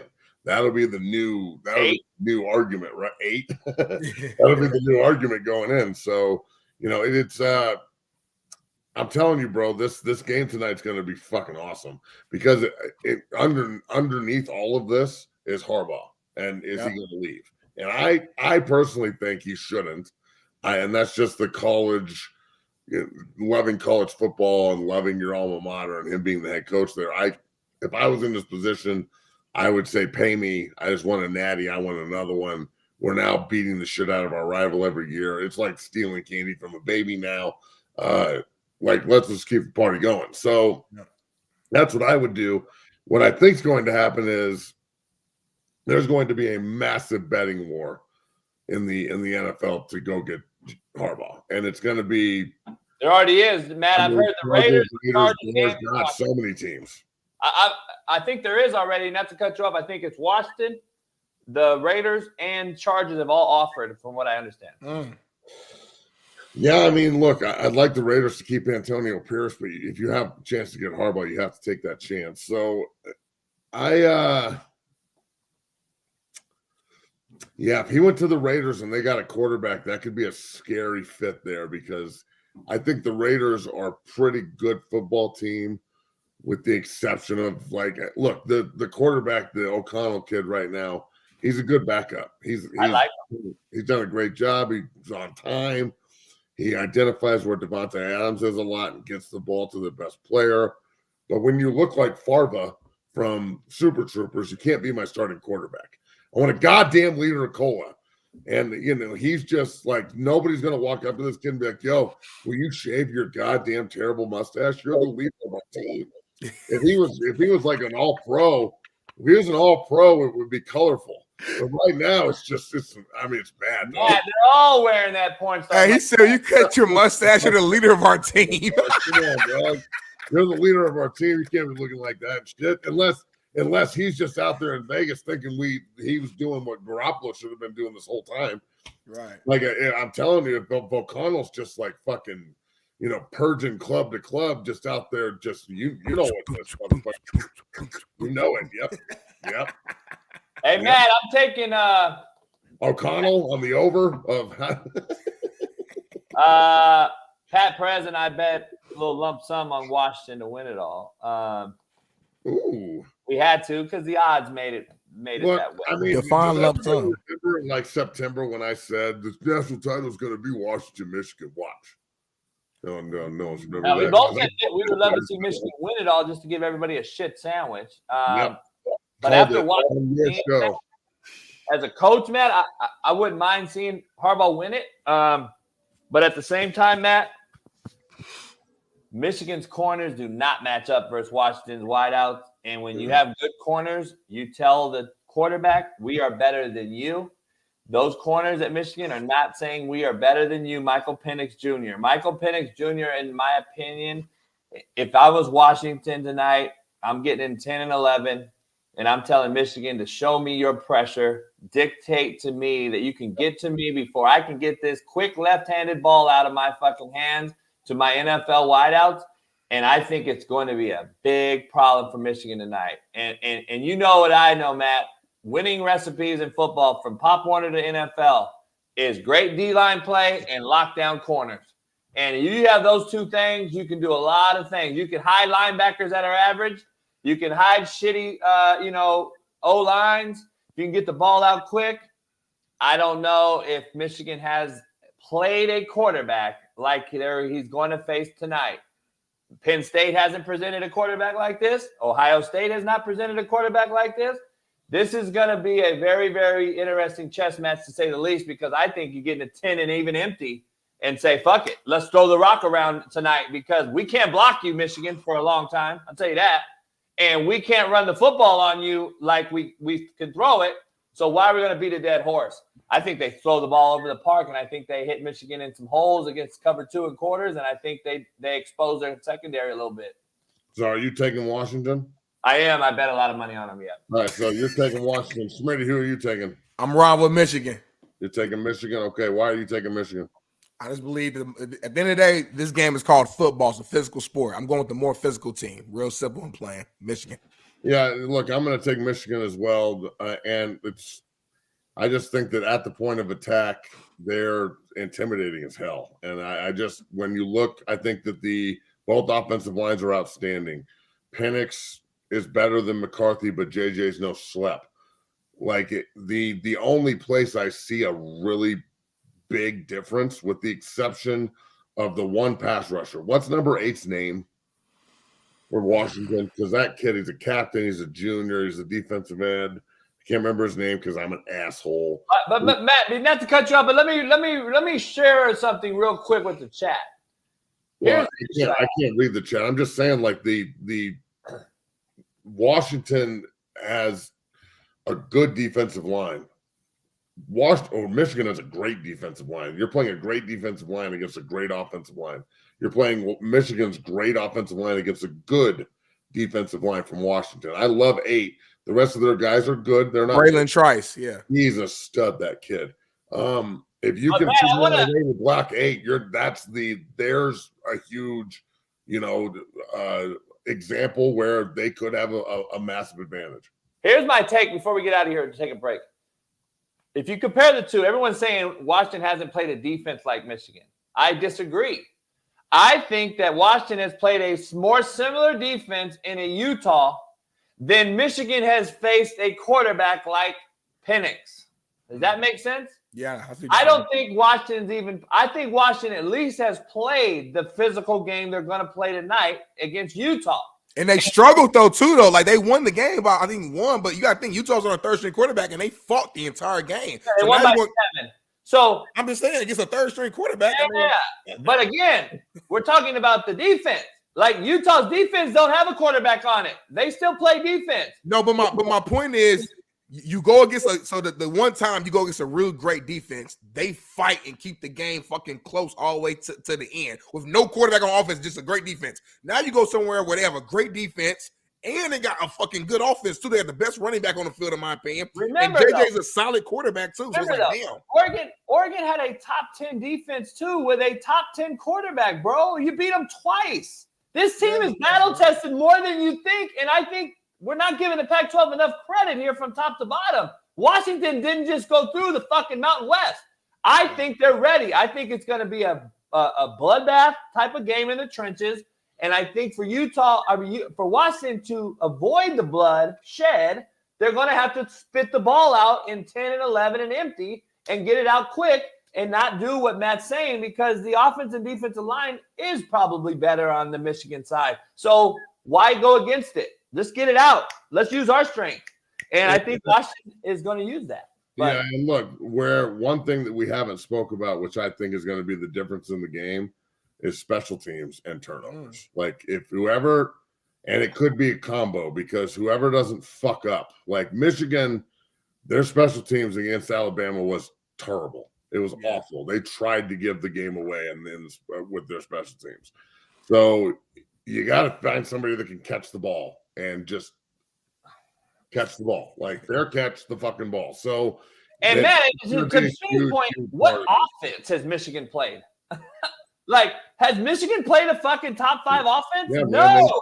Man, they played Ohio State's quarterback was the best they played, and he was average as shit. Yeah, no one's saying that's not true, but they were definitely 11-0 and ranked second or something.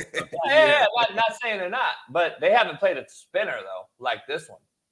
Yeah, well, no one's like Michael Penix. Like this. Right, that's my point. Penix is arguably the best quarterback in the fucking college football. Arguably, you can argue. You should have won the Heisman. You can argue that. So nobody played will be to that level. So yeah, it'll be different. But I could argue as good as you might think Utah defense was. I don't know. I don't think they're Michigan. That's just my opinion. I could be wrong.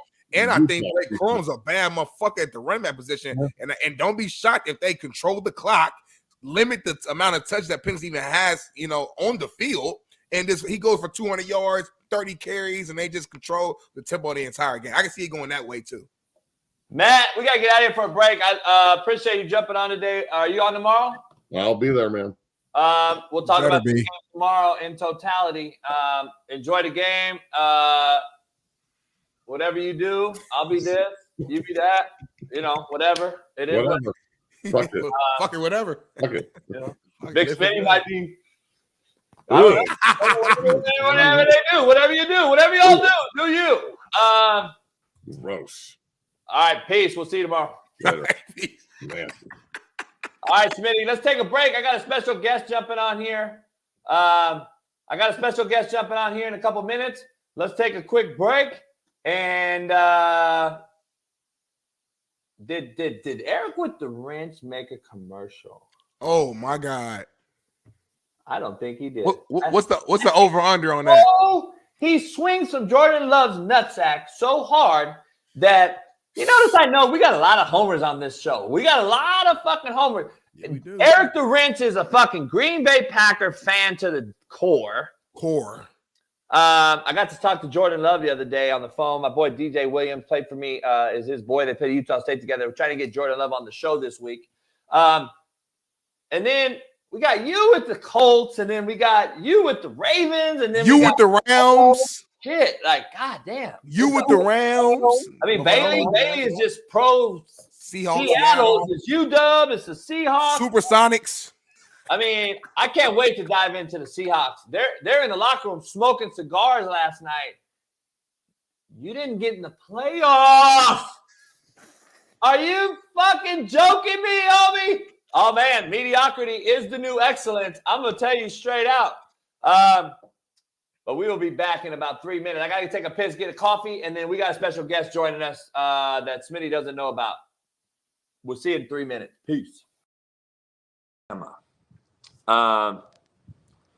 Who are you putting in the playoffs if this scenario comes out like this? Because in all fairness, Louisville still can have a good shot at beating Florida State, I think, in the final for the ACC.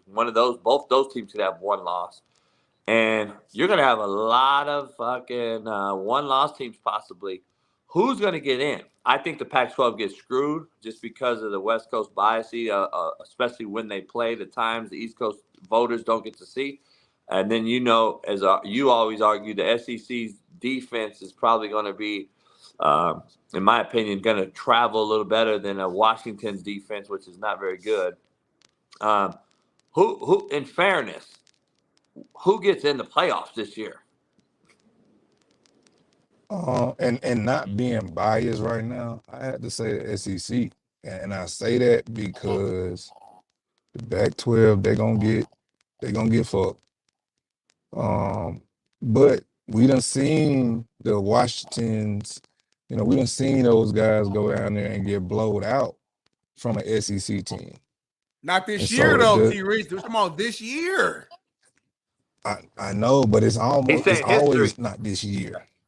Yeah, well, it's always not this year. This ain't how it's been. I'm talking about in a playoff run, they always getting swiped, from an SEC team, and it'd be like, well, if Alabama was in, or LSU was in, it wouldn't have happened like that. You get what I'm saying? So I get both sides of it. It's kind of tough to be like, man, SEC deserves it. But it's kind of tough to say they don't. this, man, You just know? throughout your career, people always say the safety is like the quarterback of the defense. I got to ask you, who was the toughest quarterback that you face week to week? You know what I'm saying? In terms of just like, all right, or each year, I know when I play against this guy, I got to be like 125% locked in because it's going to be a mental battle between myself and this quarterback. Who you say that guy is? Yeah. So Peyton was the funnest, the most challenging, and made defenses evolve, right? Like I came in, we beat them in the playoffs 07, 08, before they ended up winning their Super Bowl. And we had to change the way we played defensively to counter the audibles and the check with me's and the no huddles.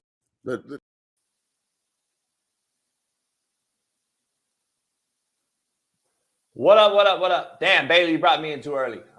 Hey, Bailey, I'm sending you an email. Can you pull up this video? Bailey, I sent you a video. Can you pull it up real quick on the show? If you can. It's a clip of our own show. It's already clipped out. I don't know how you would do that. Check it out. See if you can. We got a special guest hopping in the show real quick. Once Smitty jumps on, and we can get Bailey to do a miracle act and pop up this clip, it's going to be a great segue and surprise Big Smitty, because he has no idea what's about to hit him. He don't know what's going to hit him, but we're going to dive into it. Pound the like button, subscribe, become a member. Make sure you follow all our guests, as we have special guests every single day, from Big Matt to Steve Kim, to Jeff Nadu, to Eric Weddle, T. Rich, Trent Richardson. We got them all, short, fat, skinny, and tall, on this show. It's going to be interesting here, the playoffs take. I can't wait to get a take of our guest before E-Dub pops up. Let's see here. All right, Bailey said it to take about 3 minutes. So we're going to get to it. I won't wait 3 minutes to bring in our guest, but whenever Smitty gets back on, we're going to dive into it. TikTok, I'm back up. Instagram Live, we're on that too. We're on everything nowadays. We got lots to break down still, but we got a special guest popping in. Big Smitty, what up? What up? Can you hear me? We good? I hear you. I'm glad you're wearing that hat because somebody wanted to pop in real quick and say hello. What's up, buddy? How are you? Good this morning. Well, you know what? I will give you this. In the end, you have a backup quarterback. I feel bad. If that was Richardson, he probably makes that play. It is what it is. He definitely makes that play because you know what? Real quick, Jeff. He doesn't even throw it. He just runs the ball. We need 1 yard. Just run the ball. Right. But listen, the Colts were solid, man. I got to give them credit. That said, Houston, baby, H-Town going to the playoffs. How about that? Unbelievable. I'm a man of my word, man. I told you that you would have to apologize on this show Monday and all that. So listen, when will you understand? You don't go against me in these sorts of things, pal. Listen, you were right. I will apologize for not knowing that my head coach, who I love, would make a poor decision and take out our best fucking player in the biggest moment of the entire season and try to trick the defense by putting in our third string guy who barely played any snaps the entirety of the game and put him in that position. I don't blame the third string cat, although he should have called it. I don't blame him. Minshew made a bad pass, but I don't fully blame him. I blame the coaching because at the end of the day, you put the ball in your best player's hands. Jonathan Taylor ran for 180 yards, y'all. They couldn't stop him all drive. We was handing the ball off all drive. He couldn't stop it. We need 1 yard. Now, if you hand the ball to JT and he gets stopped in the backfield and we lose the game, hey, I'll live with that. But sometimes it's like, hey, mano against mano. You know what we doing? We know what we're doing. Stop us. That's football. These coaches consistently overthink a situation, right? Like, just run the football. The guys ran the ball.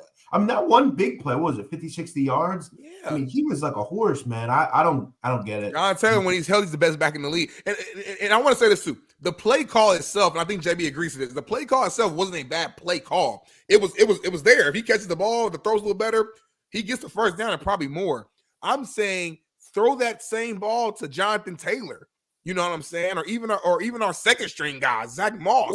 Don't do it to a third string. Like, the game's on the line. We're gonna throw the ball to our third string running back.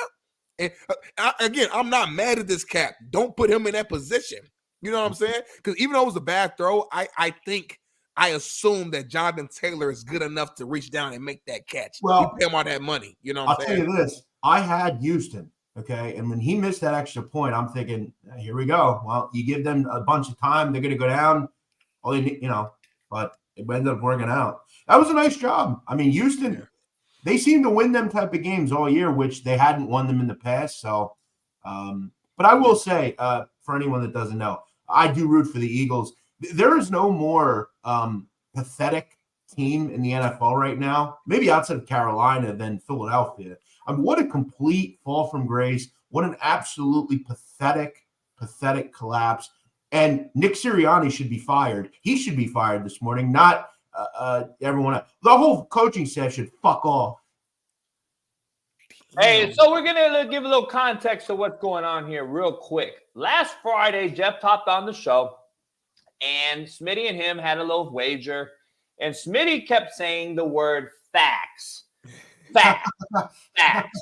So we want to rewind because we got receipts. The fact that the Colts got the better defense, the better linebacker core, and I'm saying, yes, the Texans got the better quarterback, but Minshew has a more experienced quarterback who's been there, been in playoff scenarios, been in situations like this before, and he's been rolling this year as the starter. I like the way that the Colts are. Now, my opinion is that the Colts are going to win. That's my opinion. My opinion is that what Jeff Nadu said was wrong, and the fact that he's leaning towards the Texans. But the facts is that the Colts do have a better defense. Statistically, you can look it up and Google it yourself.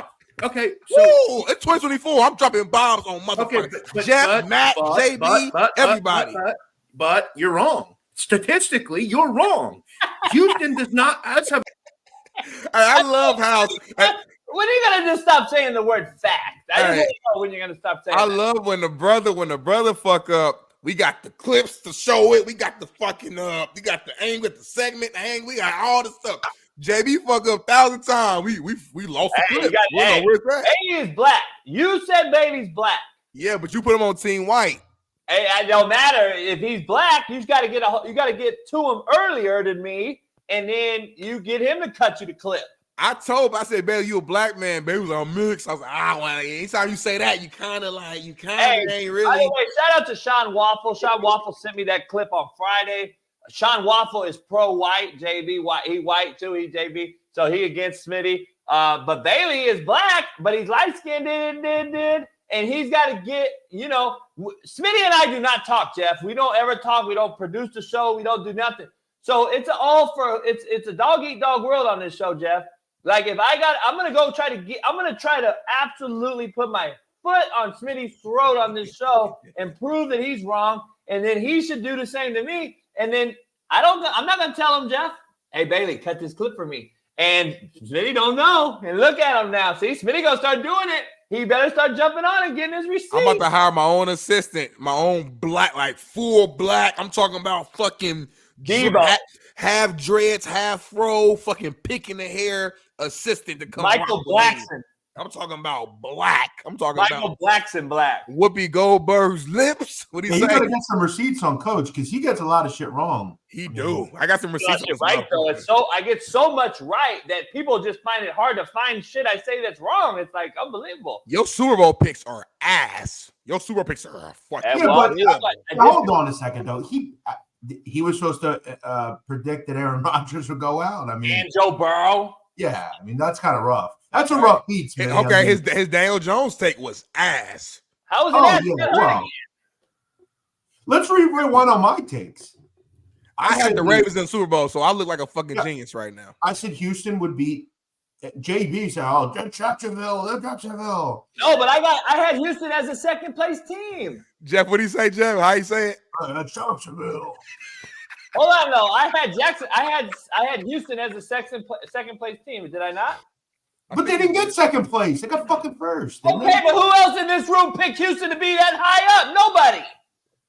No, you didn't. You picked the Colts. No, I picked Houston. No, you did not. I could have sworn I did. No, you didn't. We're gonna. By the way, a few minutes. I appreciate you hopping on the bus. You're also pretty wrong on Lamar too. Yeah, I'm glad you. I'm glad you came on to bust his balls today. I wanted you to jump in here without him knowing. Because again, I do things without letting Smitty know. I want to make sure that we put him down. Keep him down there so he, racist show and all this. Keep the brother down. No, Smitty knows it's a great debate back and forth. It's all love. I got to ask you about tonight's game real quick since I got the betting extraordinaire on here, and then I wanted to get your take on the NFL playoff, especially the wild card before Friday when we get you back on. The wild card breakdown is interesting to say the least.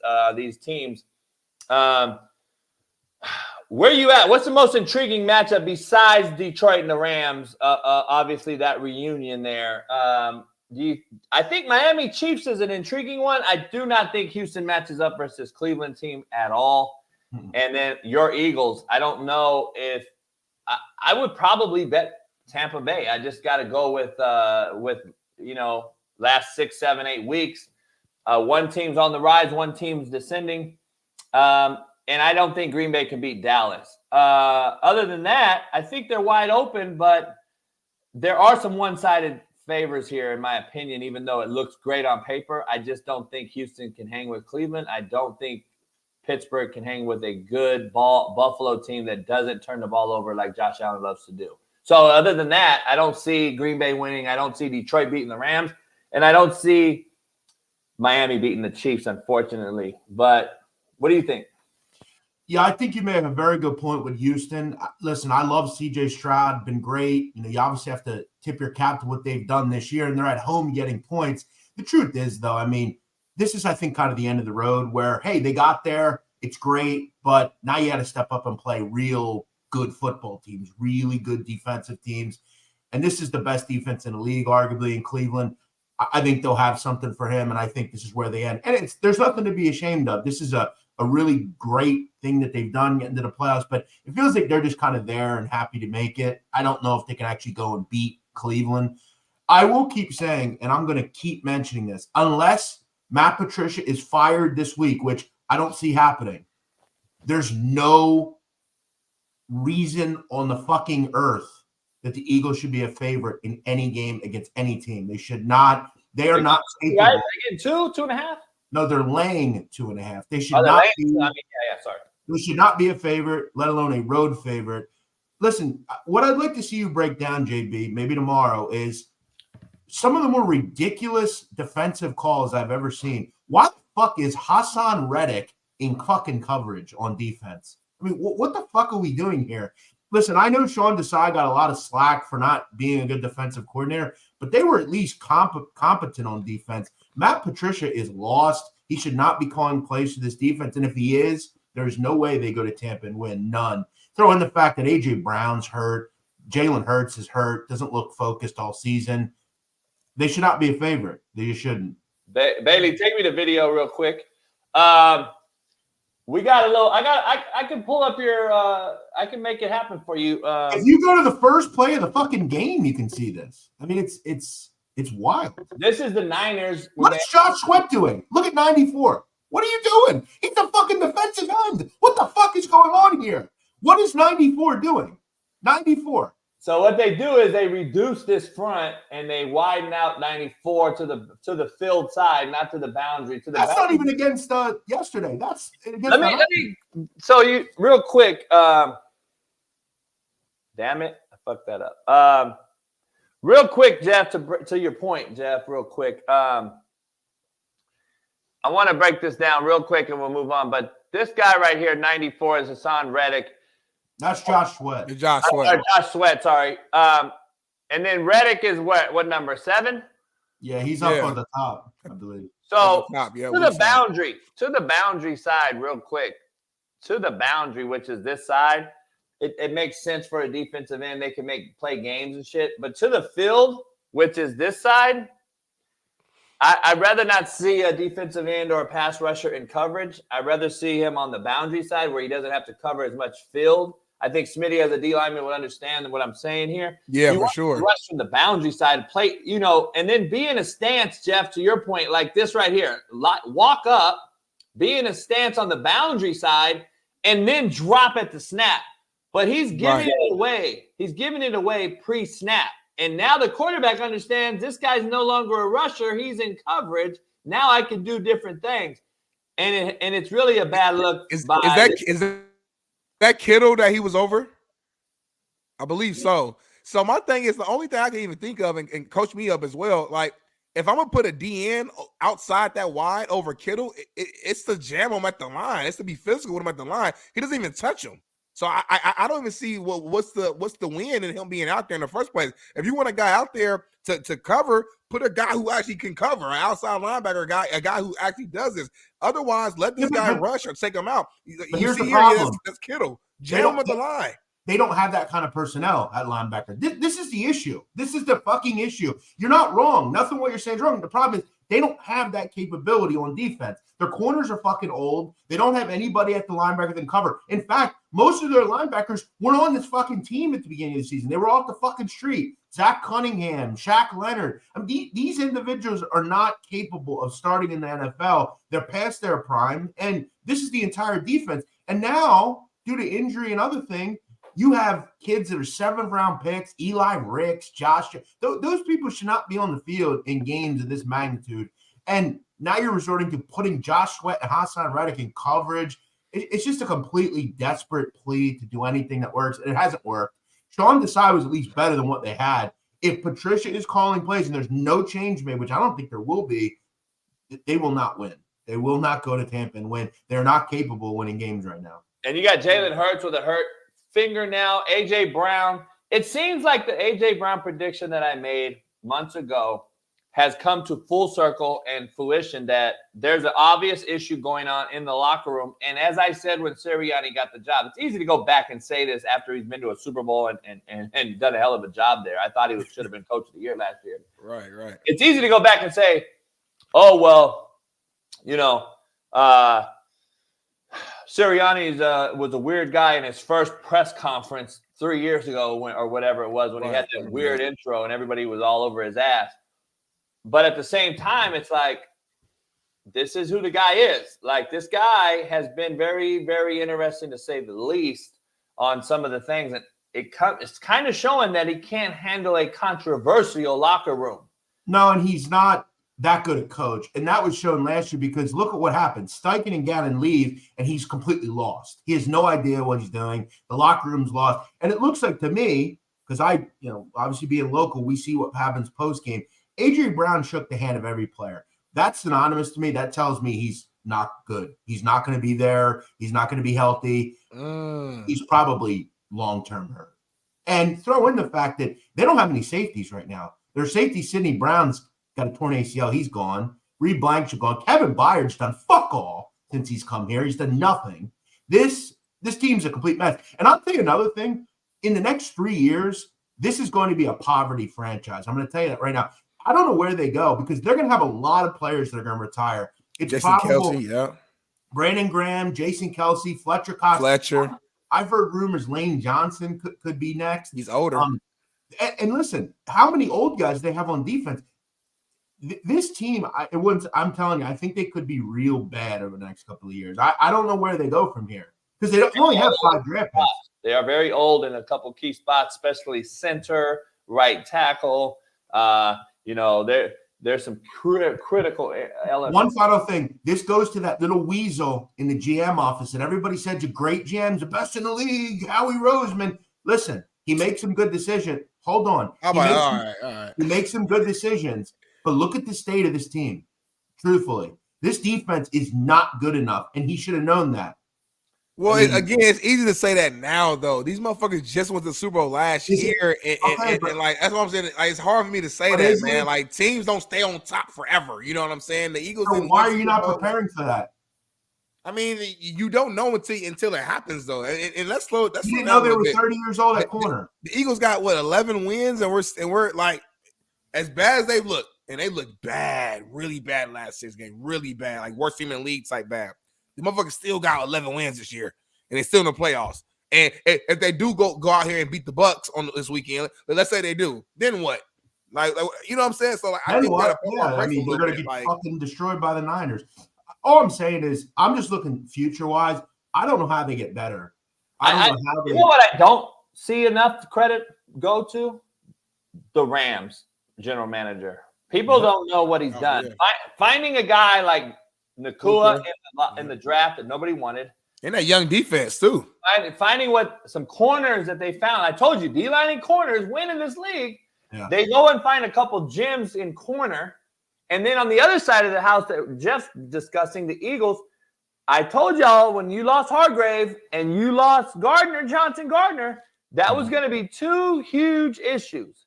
And the Rams were not supposed to be in the playoffs this year. I don't believe any of us picked them to go. I don't believe a lot of people in mainstream media picked them to go. I thought they would be good, but I didn't think they would be. I didn't know if I thought they'd be in the playoffs. I mean, listen, you're 100% right. It's always these teams that, they have the focus on certain positions. And this team, the Eagles, have not valued certain positions. They just don't.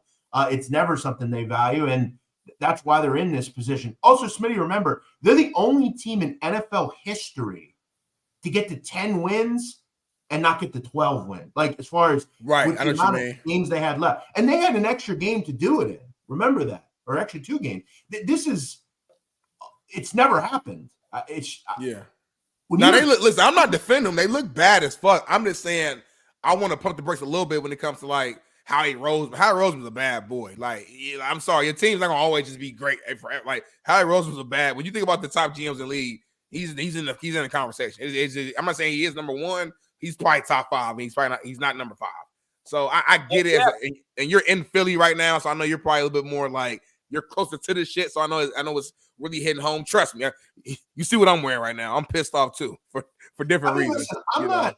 I think, as you probably know, like, I don't get that mad anymore. Like, it's sports. Like, my life's going to go on. You know what I'm saying?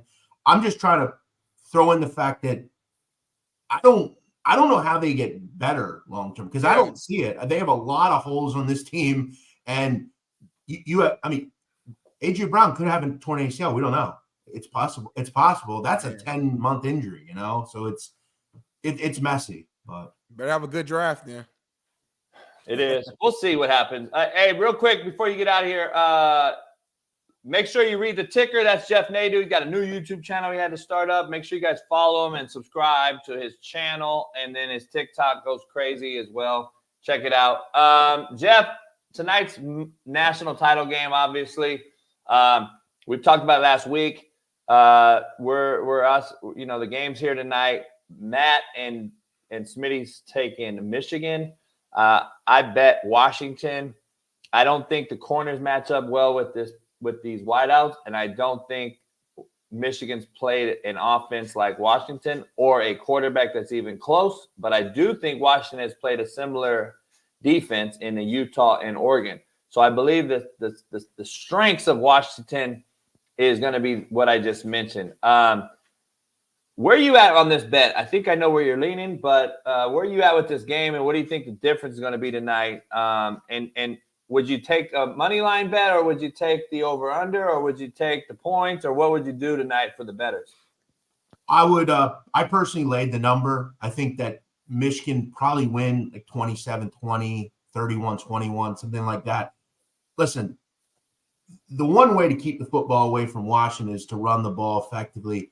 It's probable that Michigan has, one, if not the best running backs in the country. We'll probably say Ollie Gordon's better overall than Blake Corum, but Blake Corum is terrific. This is a bad Washington defense against the run. They were all year. It just was an issue they had. I think they've kind of been able to mask certain things. And look, they've been better defensively, but I just don't know how good they really are, especially against the run. I think you sit on the football, you run the football. Don't put McCarthy in a lot of high-end situations where he has to make these stupid decisions. Just protect the football, be a game manager, hand the ball off. I like Michigan personally. I think they win by 7 to 10 points.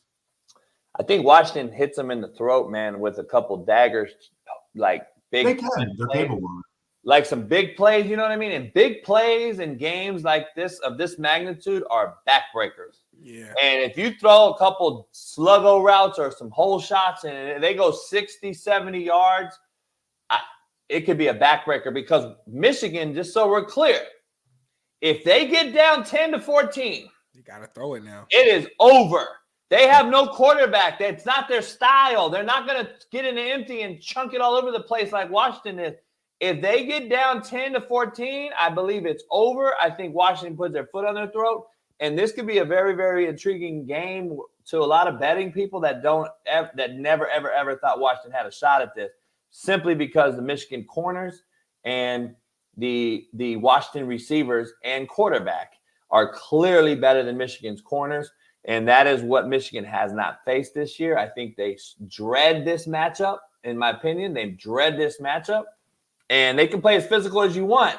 But listen, to slow down a good D-line, you know what you have to do, Smitty? You have to run screens and draw. And guess what? You get the D-line to go full speed, and then, oh, shit, I got to redirect and chase a screen. And that is how you wear down great D-lines, and that's what Washington does best. And I think Michigan, this is going to be a great, great chess match. I believe it's going to be a mental – it's going to come down to the coordinators on both sides of the ball and what each offense and defensive coordinators do. And I think that's what's going to come down to. So I think it's a bad matchup for Washington. Sometimes there's bad matchups for powerful teams like Michigan, and I believe this is that matchup.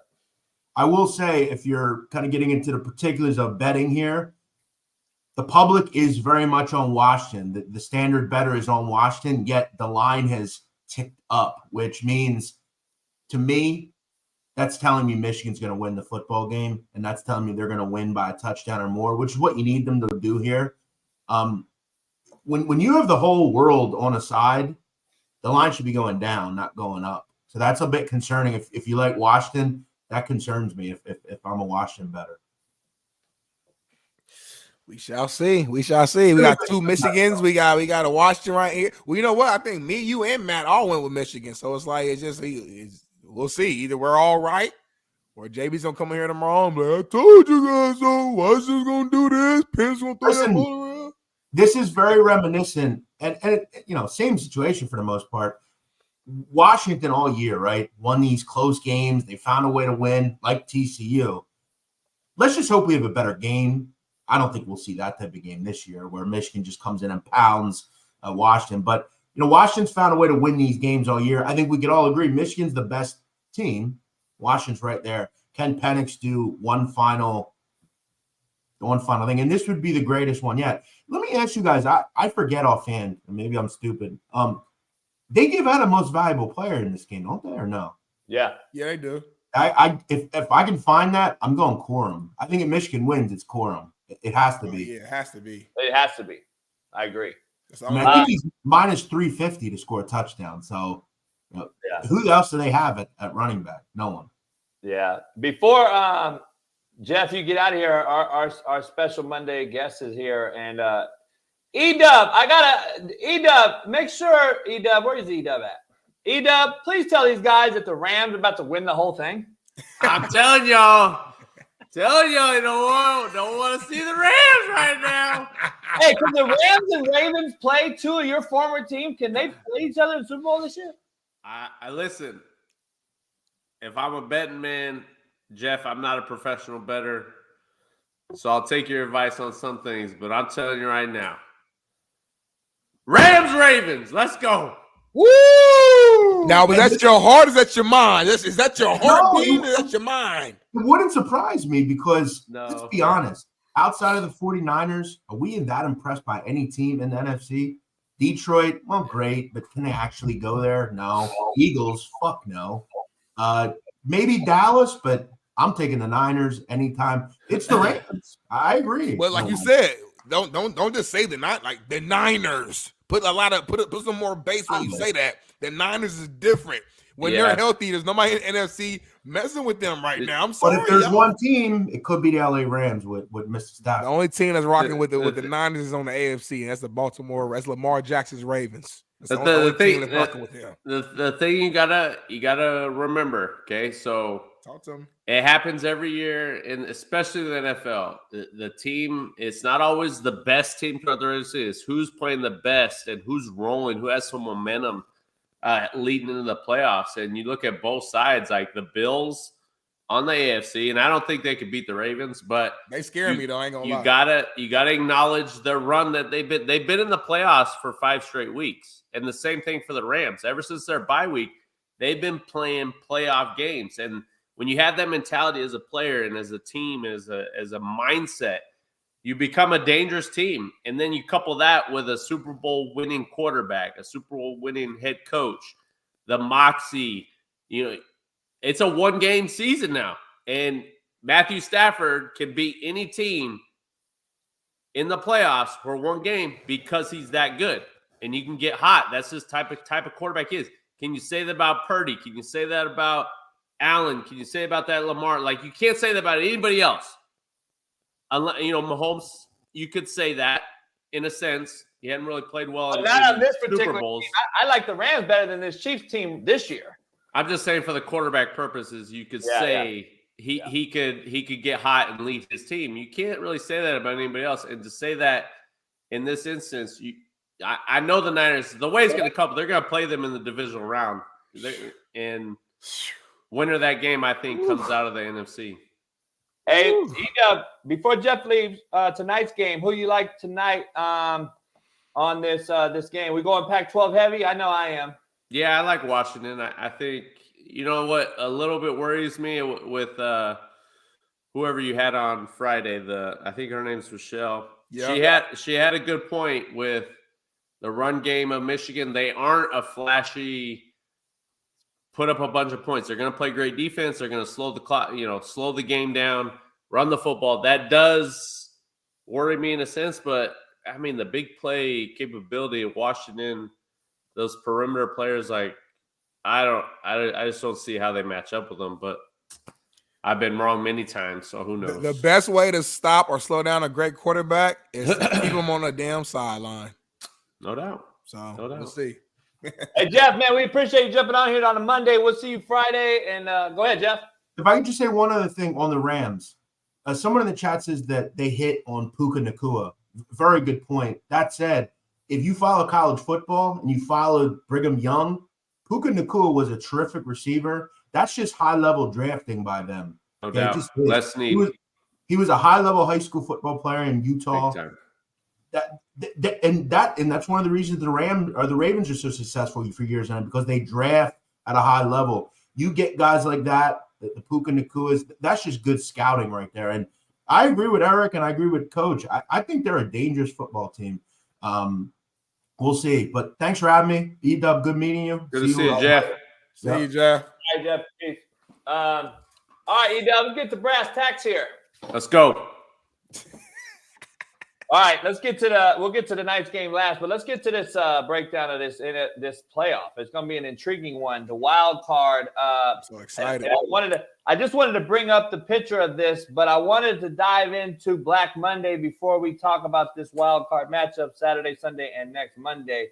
Arthur Smith got the axe last night. He was pissed off that Jameis Winston went against the grain. They ran a play. They line up in victory, and then I have a buddy that coaches for the Falcons. The pissed off reason, the number one reason, was that they ran the play in victory, and the defense for Atlanta basically stood up as if it was going to take a knee, and then center dives at the nose. They are pissed off, so the coaches are pissed off in that regard. If that's the reason, I get it. But the straight up touchdown, I mean, they could have scored on the return. So it was going to be 48 regardless, but I understand the rationale. Now, having said that, they fired him a few hours later. He might go back, with his dad or FedEx or whatever. Now you got Riverboat Ron, who I love Ron Rivera as a person and a coach. I think he's a great coach still at the end of the day, and I think players like him have respected him. He got the axe. What does that do for Eric Bieniemy, in your opinion? Because it's an interesting stat line that I'm reading here. Under Turner last year, they averaged more yards, more points, and higher QBR. And then under Bieniemy this year, they're lower than they were for a coach they fired. That doesn't help his case on being a head coach, which is a shitty deal because obviously a lot of people think he should have been by now a head coach. But is he just getting in the wash and getting fired with Riverboat Ron like most staffs do? Or is he going to be a guy that I don't see him retaining that job by any means? I don't think so. He didn't do it. But what happens there? Because it's Black Monday. There's going to be some more go down today, E-Dub, and there's going to probably be like 3 teams in the playoffs that lose first round that could be looking for a services of someone named Bill Belichick possibly. And I think Buffalo is one of those teams. Where you at with all that? Shoot, to start, there's a reason you get fired, not just because of wins and losses, but how you handle your team, how you handle adversity. Are you a leader of men? And the fact that they went against Arthur Smith of taking a knee tells me everything they need to know that they don't respect their head coach. You mean Dennis Allen? What's that? You mean Dennis Allen? Sorry, no. Yeah. Sorry, Dennis Allen. Against Arthur Smith. Yeah. Yes. And so Dennis Allen, I'd be interested to see what the future holds for him. On the flip side, Arthur Smith, that's a typical take of a guy that's never played at the level of competition. Like, I know we all could sit here and say, if we're getting our faces beat in and there's 30 seconds left, I'm doing everything I can to stop them. Not because of anything else, because my pride is on the line. And I just don't get the whole fact. I get the etiquette of the game, taking I'm all for that. But if a team decides that they want to run the score, that's your own fault for not stopping them. Yeah, seriously. I don't. Think it's a high school thing, Ida. It's the whole participation Johnny Award. If you don't like it, stop them. If you don't like it, bring 11. Right? Hit their quarterback and hurt them. That's how I look at it. But don't run amok and make this whole thing that it's a big deal. It just makes you look not very good, in my opinion. Have some professional, shake his hand and get out of there. Don't make a scene. You just got your team's terrible. Anyways, so moving on from that. I agree. Who else? The enemy. Yeah, happens there, Riverboat Ron. I think Washington goes in a whole new direction. They've been with I love Ron, and they're just not very good. And you have losing seasons. You're not going to have time like you used to in the day that these head coaches can put in their culture and their design. It sucks for Eric Bieniemy. The reality is if you don't have a quarterback in this league, a high level quarterback, you're going to be swimming upstream. Unless you're Pittsburgh and Mike Tomlin. I don't know how he does it. I don't know how he does it. Talk about a guy that knows who he is. The guys respect him. And the fact that he's dealt with all these personalities, I marvel at that more so than anything else, of how he's managed to keep all that stuff in-house for all those years is incredible. But that tells me he's got a fingerprint on the team, on the leaders. He has leaders to be an extension of him, to keep everybody else. Hey, I'll handle the ABs of the world. You just make sure everything else is good. It's a very combo-esque of your leaders and the head coach to make it work. And, man, to see the job that he's done this year, I mean, he should be up for Coach of the Year, quite honestly. Ooh-wee. No, it is. I feel like, even still, I don't think Mike Tomlin gets enough flowers when we talk about the all-time greats, especially just of this era, so to speak. You know what I'm saying? I get he has one Super Bowl. I get it. You know what I'm saying? But, there has to be something said about just the consistency of just always winning and being in the mix. And that's hard to do. You don't really see that, you know what I'm saying, often when you have all these quarterback changes and people, Big Ben retires, AB leaves, he runs amok or whatever, Le'Veon leaves. You got all these changes, and no matter what, we're always going to win, 9 to 12 games somewhere in that little window and go and be in the playoff mix. Hey, remember there was cats asking for his fucking head, and I just don't ever get it. We talked about it on this show earlier in the year. I was like, no, why are y'all so quick to try to fire this dude? And it blows my mind. I don't understand it, but why does he look like he smells meth? Jeez, I've never taken a drug in my life, so I don't know if he called marijuana a drug, but I tried smoking weed when I was 12 years old once and didn't feel any different. So it was the last time I ever did it. Drank alcohol 4 times in my life, and that was last time at 18. So. Hey, people are so quick. The chat be crazy. It's all good. It's all good. But on Mike T, I'll give this about Mike T. The real ones know about Mike T. That's all I need to say about that. Yeah. I can't even get EW to take a drink at my house during a football palooza, by the way. So I know he don't do nothing. Drink it. Drink it. Drink it, go, EW. You ain't leaving this house until you take a sip. Hey, EW, the breakdown, the wild card. Besides the Detroit and the Rams as being the most intriguing matchup, I think everyone would agree to a reunion of sorts for both QBs. What other game intrigues you? And I just got to give you my take real quick. I think the Dolphins-Kansas City game is intriguing for a few reasons. Again, Mahomes gets another playoff home game, so I could see them moving on again. And I don't know if Miami they just can't play physical. It's just unbelievable to me. The other side, the other game, I don't know if Green Bay can beat Dallas. I think it'll be close, but I don't know if they can beat them. And then Houston is great of a story that they have. Could be the coach of the year story. Could be the rookie of the year story. It could be a lot of things. I don't think they're a good matchup for this Cleveland defense. I think Cleveland they're going to dominate that team this weekend, unfortunately, in Houston. But I could be wrong. Like we say, we are always wrong. What other team jumps out at you? Pittsburgh have a shot in Buffalo, in your opinion? Ooh. They do, yeah. Josh Allen turns the ball over. Hold on. It depends on TJ, though. I don't know his injury situation. If TJ's out, I don't think they got a chance. I ain't going to lie. If TJ's in, I think Allen will keep you in the game, though. Yeah. But I think TJ's great enough to really lead the Steelers to victory. I know that sounds crazy being a defensive end, but I really think TJ is that great to where he could get 2 strip sacks and just, just make Josh Allen's day long and give out the Steelers good field possession, things like that. So I don't know. I think a lot of it depends on that. What's your Bucks take? Yeah, I don't see any of the 4 seeds winning.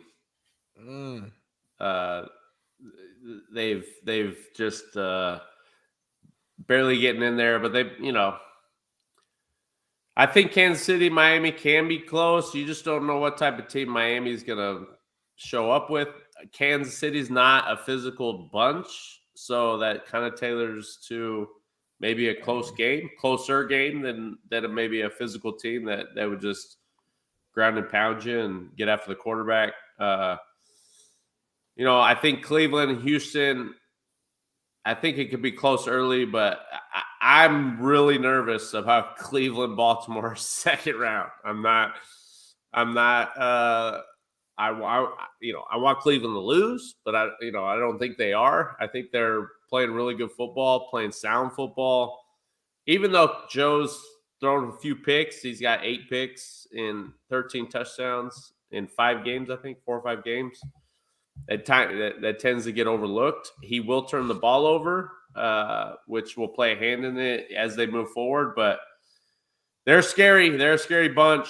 The Bills, who are the Bills playing? Steelers. Yeah. I don't see the Steelers scoring more than 10 to 13 points on them. Can they hold Buffalo the same? I'm not sure. I think they'll keep it close.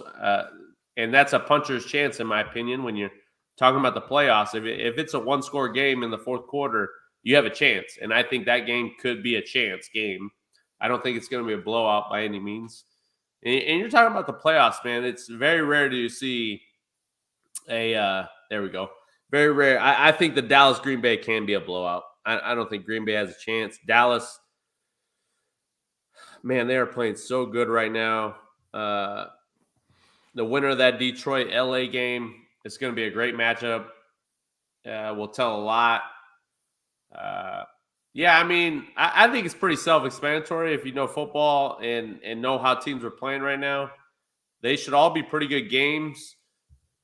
Golly, I forgot Tampa's playing Philly. I wouldn't be surprised if Tampa wins that game. I'm right there. I want to put some money on it, I think. I feel pretty good about it, honestly. I didn't realize Philly is playing so – I don't know what happened to them. They're playing horrible, and now AJ is hurt. He might be out. And then I saw Jalen hurt his finger. JB says it's not that big of a deal. He'll probably buddy tape it or some shit, or do whatever you got to do to it to make it feel better. But still, he's not healthy. I don't know. And it's in Tampa too. He does. I know. And Tampa's not very good either. But at least they play hard, and they do. They tend to like each other at least. I mean, golly. Hey, E-Dub. 5. These games right here, as I talked to Glizzy in the chat, who's a dick writer. Let me ask you, what team here loses and are going to go after the services of Bill Belichick? Nobody. Let me ask you. Let me just give you. Well, it would have to be a team that loses first round, so it potentially could be. Yep. Out of these games, Buffalo, but I think the Bills like the continuity. They still the way they came back. I don't know. Like I could honestly see Dallas with a one and done, maybe. What's his name? Jerry Jones just came out and said that we'll see how the playoffs go. Hey, McCarthy. That's the intriguing one to me. I think it's Buffalo and Dallas because if they lose, I think McDermott is going to be hard pressed to keep that job, especially with the whole 9/11 thing, and if you lose another early year in the playoff, and Bill Belichick is really out there. I mean, what other job would Bill Belichick want more than going to give New England a shit sandwich every year and getting Josh Allen as his quarterback when the defense is kind of ready-made in Buffalo, and Belichick goes right over there? Shit. You just don't know. You just don't know like what's inside Bill's head right now. Like, does he even want to coach? What's his motivation at this point? Yeah. Starting over, like I've done it twice on a new team. The all-time wins is something though, right? That's got to be a motivation to finish that off. Yeah, but at the end of the day, if you're not happy and you're miserable, I don't know. I'm just speaking from experience. Like my last year in LA, I loved everything about it, but I hated being away from my family. So it just wasn't worth it. And I don't, he's old and he's probably doesn't want to be around his old lady. So I don't know. Maybe that's the only thing. Maybe that's what keeps him going, which is great. But wouldn't you want to do that with the Patriots? I don't know. Like getting the all-time wins with another team doesn't. But he was a head coach before. I don't know. It doesn't really matter until he says they depart. So let me ask you this: does he go into the box, into the press box for a year and call games? Because I'm sure anyone and their mama would hire him for a year and take that kind of reset and just call the games and then go back and coach whatever team's available next year. Like, is that an option for him at this stage in his life? Because he's too, in my opinion, not to call him too old, but he's older. And I don't know if you can afford to take a year off like an Urban Meyer did, or, this guy's not 45.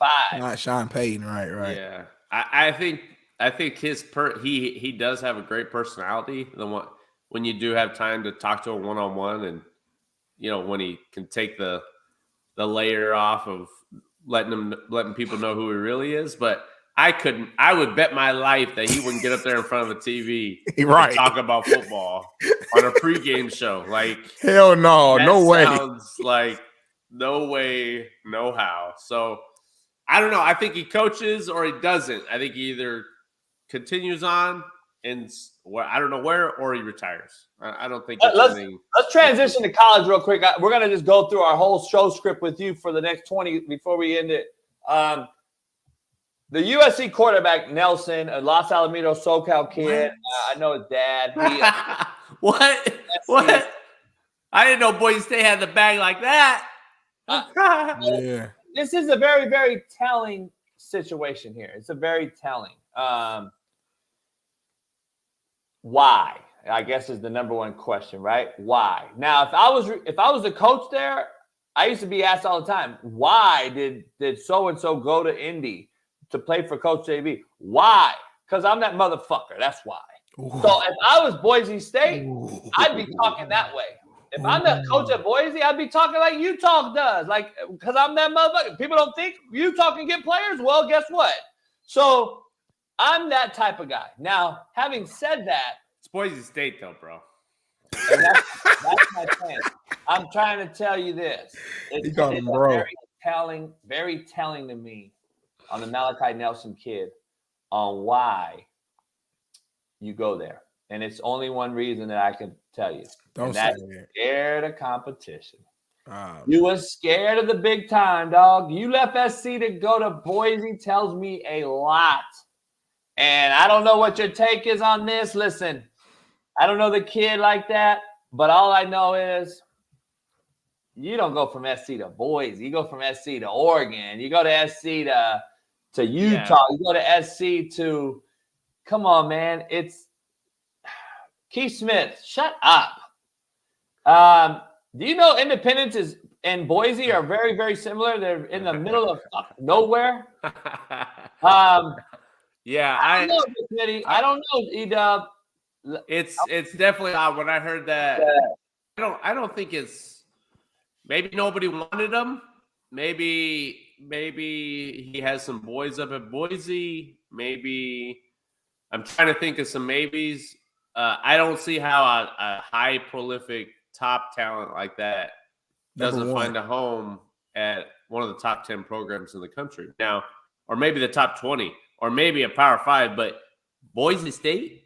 Now this isn't going to take away if he goes and balls for a couple years, he'll be fine. But the question is, why do you end up there? What your quarterback just left SC, and you could have been the guy. Why in my right mind don't you just go compete and be the mindset of I'm taking this job and I'm going to be the next best thing? Well, wasn't SC talking about bringing in a veteran transfer? I can't. But I'm saying, why are we so scared to compete now? I'm not scared of competition. Only thing I'm saying is, as a quarterback, though, like there's one quarterback on the field. It's different as a D lineman, a wide receiver. Like, all right, cool. As a quarterback, either you're playing or you're not. Like there's nothing in between right now. But as a quarterback now, with y'all generation, it ain't used to be that way. Urban Meyer, why don't you ask about his 3 NFL guys on the roster? How about Pete Carroll and his 4 NFL guys on the roster at the same time? Why is it now a big issue? Like, why is it now we can't have more? So every quarterback in the world must really think that they are the only guy on the roster. They can be the only quarterback on the roster. Like, it's not even like it blows my mind. You got to think about egos, though. I mean, this guy was the number 1 quarterback in the nation. He's already been sitting behind Caleb sitting behind Caleb for 2 years, right? 1 year. I was 1 year. Okay. I mean, listen. He's not that good. Maybe so. Maybe that's maybe Lincoln said it's best for you to leave. I mean, maybe we don't know. Could be a lot of factors. I would say even if so, like say you're the development is just like DA said on the show last week. Like he could have left, but he decided to stay. He had some struggles. Like it's okay for specifically that position to be patient and learn and grow and take your time. You only need 1 year. You only need 1 year to be to get drafted top 10. Like seriously, you don't need 4 years like it used to be. Have a gamut of games that you had. Like, so what if that Kansas State guy comes in and he ends up beating you out? Then learn, and then next year, and then after that, I don't know. It's happening from the high school and the youth football If you don't get the job or not promise a job, you go somewhere else. And I just don't think how you building character, how you building work ethic, adversity. You're jumping ship at the earliest convenience when things don't go your way. Yeah, I got mixed feelings because I agree with everything you guys are saying. The Kansas State guy was going to play for 1 year, so it's not like he's coming in as a sophomore. Like, oh man, look at his top ass. He was going to go to SC, and then guess what? Now he said, "Oh, SC got someone else. I'm going to Ohio State now." Right. Yeah. What? Right. I mean, but listen. So it's two sides of me. If you're going to transfer, the only reason I'm going to transfer because I want to play. There's no. I'm not with the transfer to go sit. If that's the case, just stay where I'm at. So if you have it in your mindset that I'm leaving, go to a school where you're about to play. I'm not going to school to compete. Like, no, I compete where I'm at. It doesn't make sense. I agree with that. I mean, if you decide to leave, make sure you're going somewhere that you're going to play. Right. But But I got to ask you guys. This is what blows my mind. We skip over this conversation. What has changed from when he signed at Los Alamitos High School a year ago to SC from now? Because last thing I checked, the same head coach, the same offensive coordinator, the same quarterback coach, the same roster. It's the same city. It's LA. Everything you said on commitment day that you wanted is what you signed up for. A year later, what has changed? Because I haven't seen anything change. The only thing that could have changed was he got there and said, I can't play at this level. I'm not ready for the bright lights. Or, like Edub said, okay, Lincoln lied to me. He played me, all this old shit. Then or Lincoln, or maybe he don't like maybe what he thought he was as a coach. He ain't that, and he's seen the writing on the wall. We came on the show and said that maybe Lincoln ain't really. I'm just saying we don't know. But as a coach, and as a player, I could probably speak for both sides. Yeah. If the guy is the guy, whether you like him or not, if he's coachable and does what you want him to do, we don't have to like each other. Yeah, you're gonna play him, right? But if the personalities don't match, and then you're doing your own stuff and you're not good, then obviously, it needs to go different ways. But it is telling, and hey, wish him all the best. I don't think running, and I'm not saying he's running per se. I'm just saying in general. Don't run from tough times. Like, take it head on and see what you're made of.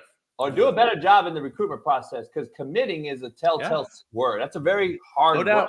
It's final. It's final. I'm with you. Yeah, and I actually before we go, I actually met this kid right before he left the SC. I was another podcast I was producing and co-hosting with TJ Hushmanzada. TJ has or at least had a really good relationship with him and his father. I think he might have coached him a little bit in high school as well. So I met the kid. First impression was great. Thought he was mature, spoke well, all the things. But so I don't know. Like I said, I wish him the best. It could, like I said, if he balls out, then all this won't even matter. We'll look back like, okay, well, it worked. Yeah, I mean, look at Jordan Love from Utah State, right? And then even though he hasn't done anything, but the guy from the FBS, he got drafted number 3, whatever, I forget, 49ers, worst draft pick ever. The quarterback. Yeah. I'm sorry, not Jordan Love. Fucking Trey Lance. Trey Lance. Yeah, and I hope he does good, but they should have never drafted him in the first place. He didn't play the previous year. So it's just scouting in general like that. The guy that scouted that GM, John Lynch, should have a major strike on his resume of saying, man, another one of those, you're fired. But they got saved because they lucked out with Brock Purdy. Yep. You know what I'm saying? If they don't get Brock, it's a whole nother situation going on in San Fran. Let me transition to Smitty's Colts real quick. They lose a heartbreaking. We're past and my question specifically, E-Dub, because I think you and I could give a good take on this. We have a good take on this. Jonathan Taylor wasn't in the game. Yeah, so I'm just at the point in the show where you guys were about to talk to that. What happened? I didn't. We didn't dive into it. I wanted to dive into it with Smitty on. I've been in this scenario as a young coach, and E-Dub, I know you could attest to this as a young coach in this profession. I used to try to trick Dick the defense, right? I would throw to somebody that we haven't thrown to all game, and I would put a guy in a different position and try to and nobody expected him to get the ball and all this. I've done that, and then I've learned. Big-time players make big plays in big-time games. We all know that. And then I just started saying, put my best receiver right there and just throw him a comeback the whole fucking game. And I got to that mindset, and I'm like, fuck, why would you not keep your guy? I think we had to learn from the Reggie Bush and Lindell White scenario against Texas when they handed the ball to Lindell. Reggie wasn't on the field. But that also put in the case when Reggie laterals going in for a touchdown. The ball over like, hey, Reg, what are you doing, man? Stop. Shout out to my guy, Reggie, man. Don't do hey, that. so where are you? We've been in this scenario. Sometimes we overthink it as a young coach, Shane Steichen, and then he come off the field and he's kind of telling Gardner, we had it. It's on you.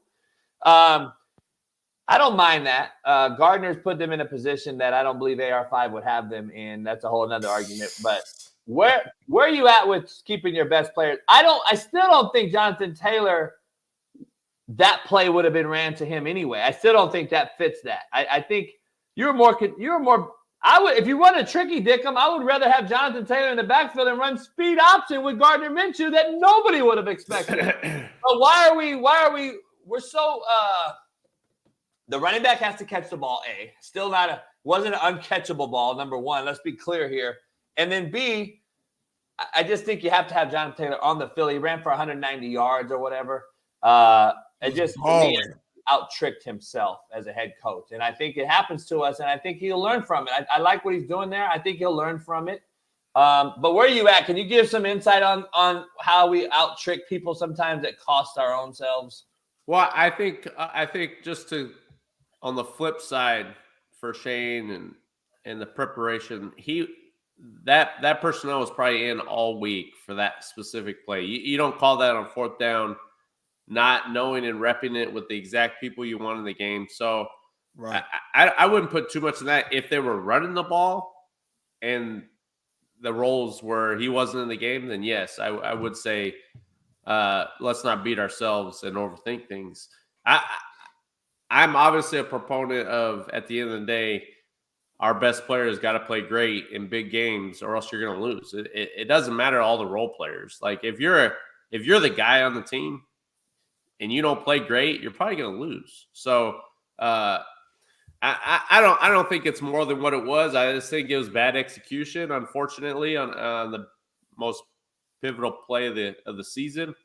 And they're on the wrong side of it. That's the league, man. That's how close it can be, and the execution. And when we say it literally is 4 to 6 plays a game, and if you're on the wrong side of that, you'll probably lose that game. That's what it is. And go Texans. Yeah, I mean, shout out to Stroud and D'Amico Ryan. I am happy for them. Just from a neutral football, fan standpoint, that's a credible year, credible season that no one expected really either of these teams, Texas or the Colts, to even be in position to possibly make the playoffs. So I mean, shout out to both of them for even leading their teams to that point. I love Shane Steichen. So am I emotional right now? Yeah, I'm emotional. But at the end of the day, I think Shane Steichen should be up in a conversation for Coach of the Year for what he did with his coach team, with a backup quarterback. Amazing. Yeah, it's amazing. You know what I'm saying? There's so many people to blame. I mean, Minshew should have thrown a better ball. Like JB said, it still was a catchable ball. We know if you touch it, you should be able to catch it. I also think coaching-wise, I think sometimes we do overthink it. We need 1 yard. Jonathan Taylor has 180 yards. I don't care if they know what we're going to do. Just run the ball. They haven't stopped it all game. So let's give it. So it's football. We can always put the blame everywhere. At the end of the day, Texas won the game. It happened, and that's football. So I would have put Jonathan Taylor under center, and I would have put Gardner Minshew behind him, and I would have had Gardner Minshew push Jonathan Taylor like the Eagles pushed Jalen Hurts. Just push, right. Why not? Minshew's that guy. He's that guy that he's a nasty player, and then give your best running back the ball and find the crease like Josh Allen does. I would have rather had our second string guy, Zach Moss, out the backfield. To go to our third string. Was he hurt? Was he hurt that moment? He might have been hurt that moment. Man, maybe that's what it was. Well, Jonathan Taylor was hurt throughout that game too, didn't he? His heel off. Yeah, he came back though. He came back and was running that whole drive, And I can make the argument too. This is one last thing.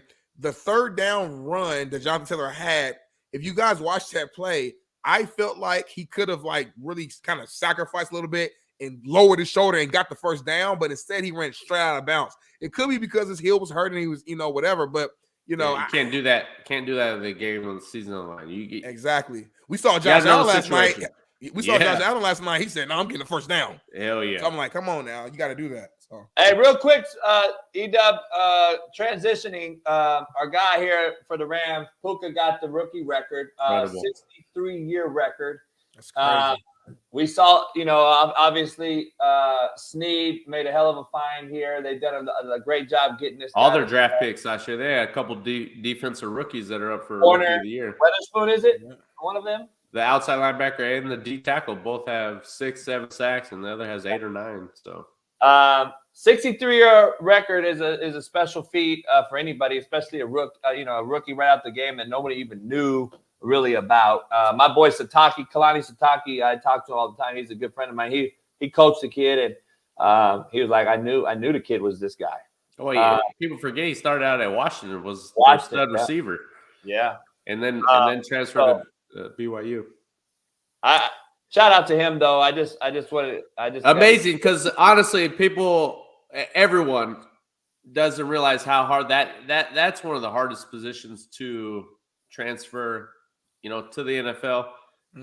Very rarely happens where they just are out the gate one of the studs. Like the most recent, I think of like Jamar Chase in his rookie year, but even then, and how good he's been, he didn't even surpass this many yards and catches. So kudos to him. It's tough to do. Yeah. Two things real quick before we do some hell yeah, hell nah to get out of here. Is mediocrity the true new excellence in your opinion? I think it is. The Seahawks lost last night, E-Dub, and they won their game but lost a playoff opportunity because but did they win it? I mean, they had a field goal at the end, right? Oh my gosh. They posing like they hey, take a screenshot of this picture, please. Like E-Dub, keep that up there, baby. Like I didn't see this. Is this real? Like you are not in the playoffs. They really look at Buddy over here he got the they really. You know where E-Dub is in that picture, Smitty? E-Dub is the guy in the back with his pads on, trying to get the fuck out of Dodge. 100%. Pissed off. Like, what the fuck? This may because I've been in the locker room. Maybe it was someone's birthday. Maybe it was a wedding anniversary. I don't know, but they're saying it was a baby, possibly. Somebody had a baby. Yes, please. Okay. Those are his boys. Like they're all the same position group. Hey, let's take this quick pic. Like celebrate my birth of my kid coming. Hey, I just got engaged.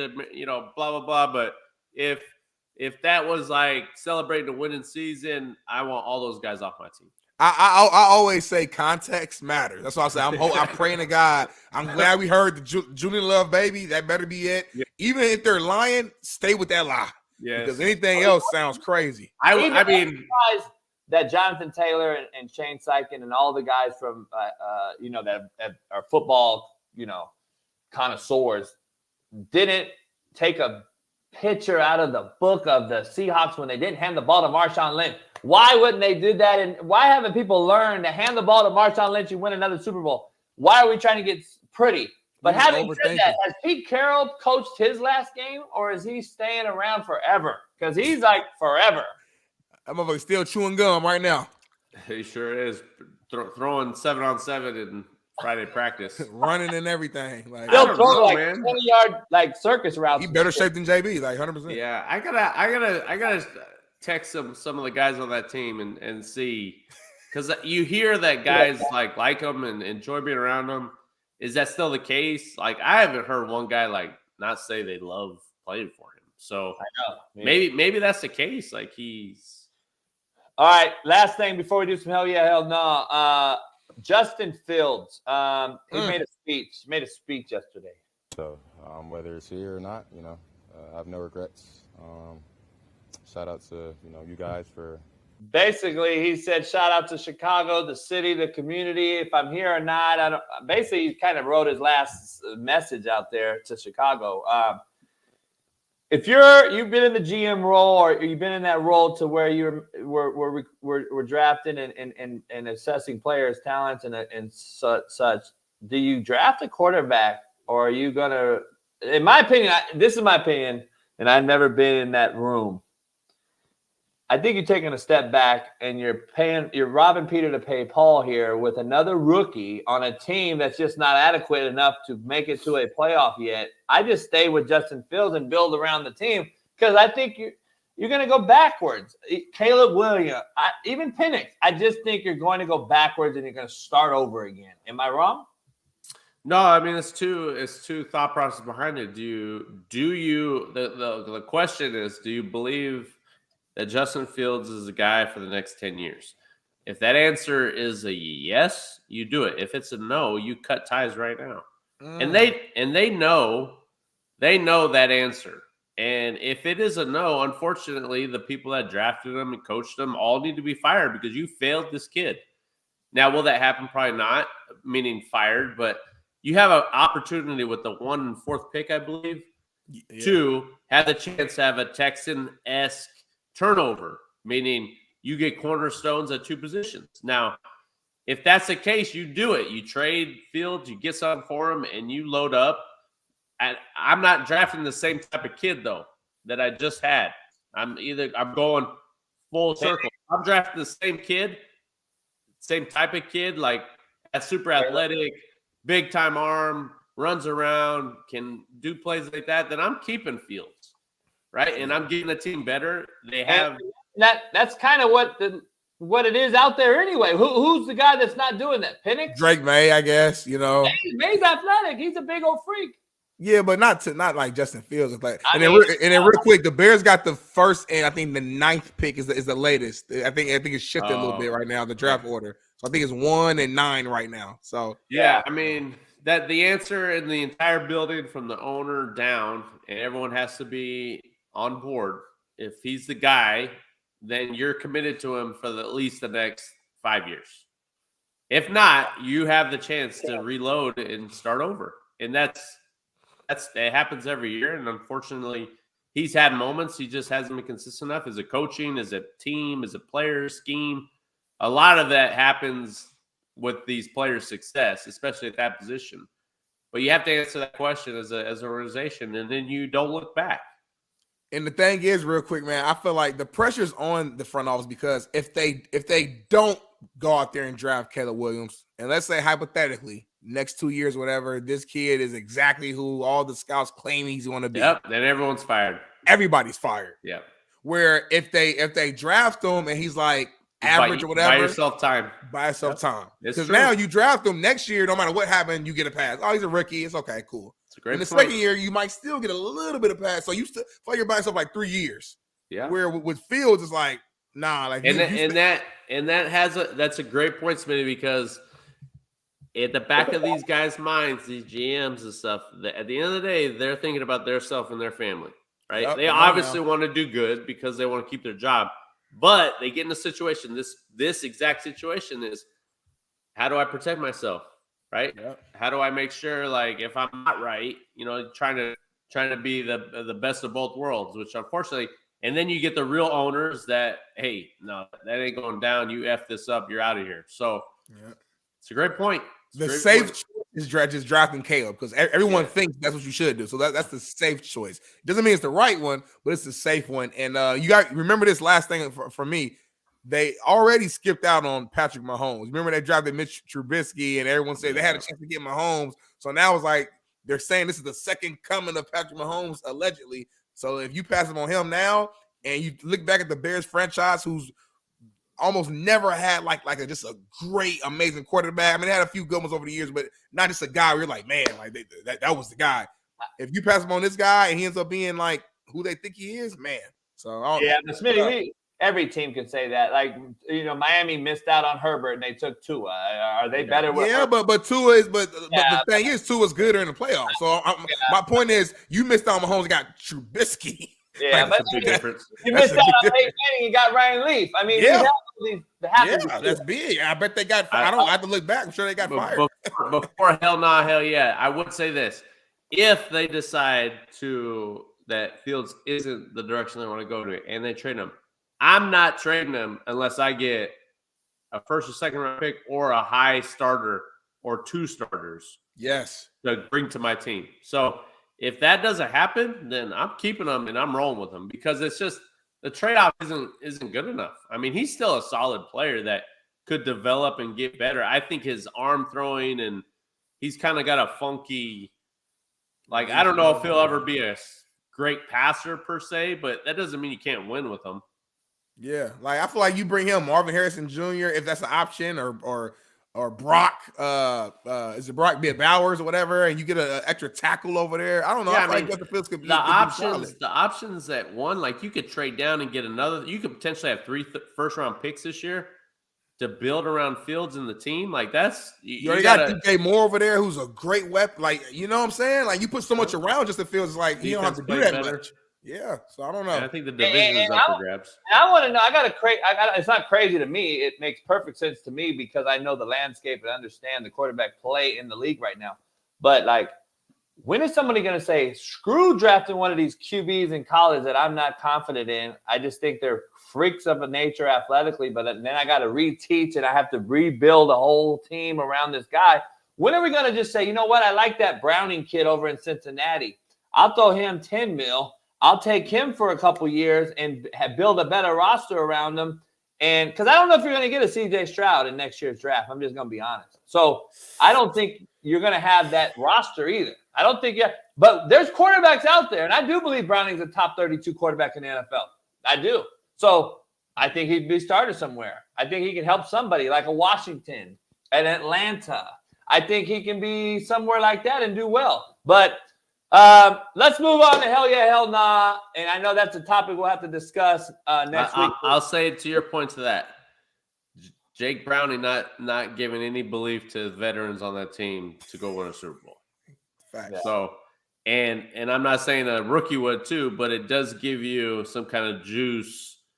But Browning, he's played great this year. I'm not trying to knock him, but you know, it is put Browning on a team without those weapons, right? But he didn't. I always come back to the fact before. There's a reason you're a backup. There's a reason you're not the guy, and right. That's a hard reality to conceptually understand for people.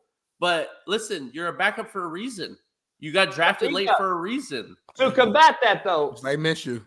To combat that, though, be fair. This isn't the league that had life is fair. Peyton Manning, Drew Brees, John Elway, Dan Marino, Troy Aikman, Joe Montana, all playing at one time with backups that, okay, they're backups. This is a league that Cooper Rush can start and win 6 games. Where's Cooper Rush right now? You always do Cooper Rush. Where is Cooper Rush? Where is he? Chat, where is he? What team is he on? By the way, I strip sack Cooper Rush and Kyle. I'm gonna keep saying. What team is Cooper Rush on? Tell me right now. We know Google it. We know money talks, but this is at least be fair. Yes. This is at least the era that a backup may be a starter that we're like, it's not a big drop off. There's no John Elway dropping off to Bubby Brister. Every time you use those examples, who the Someone fuck is tell me where Cooper Rush is right now. Right, and who's Josh Allen's backup? Who's Mahomes' backup? Who's like let's do the best quarterbacks in this era too. Don't come on, bro. Well, Browning ain't Burrow. Browning ain't fucking Burrow. You want to talk about Mahomes? Guess what? Yeah. Chad Henne won him 2 playoff games, bro. So hold on. So you tell me backup quarterbacks has never won back in the days? They just never won. Did you put backup in and you just lost? Come on, bro. Yeah.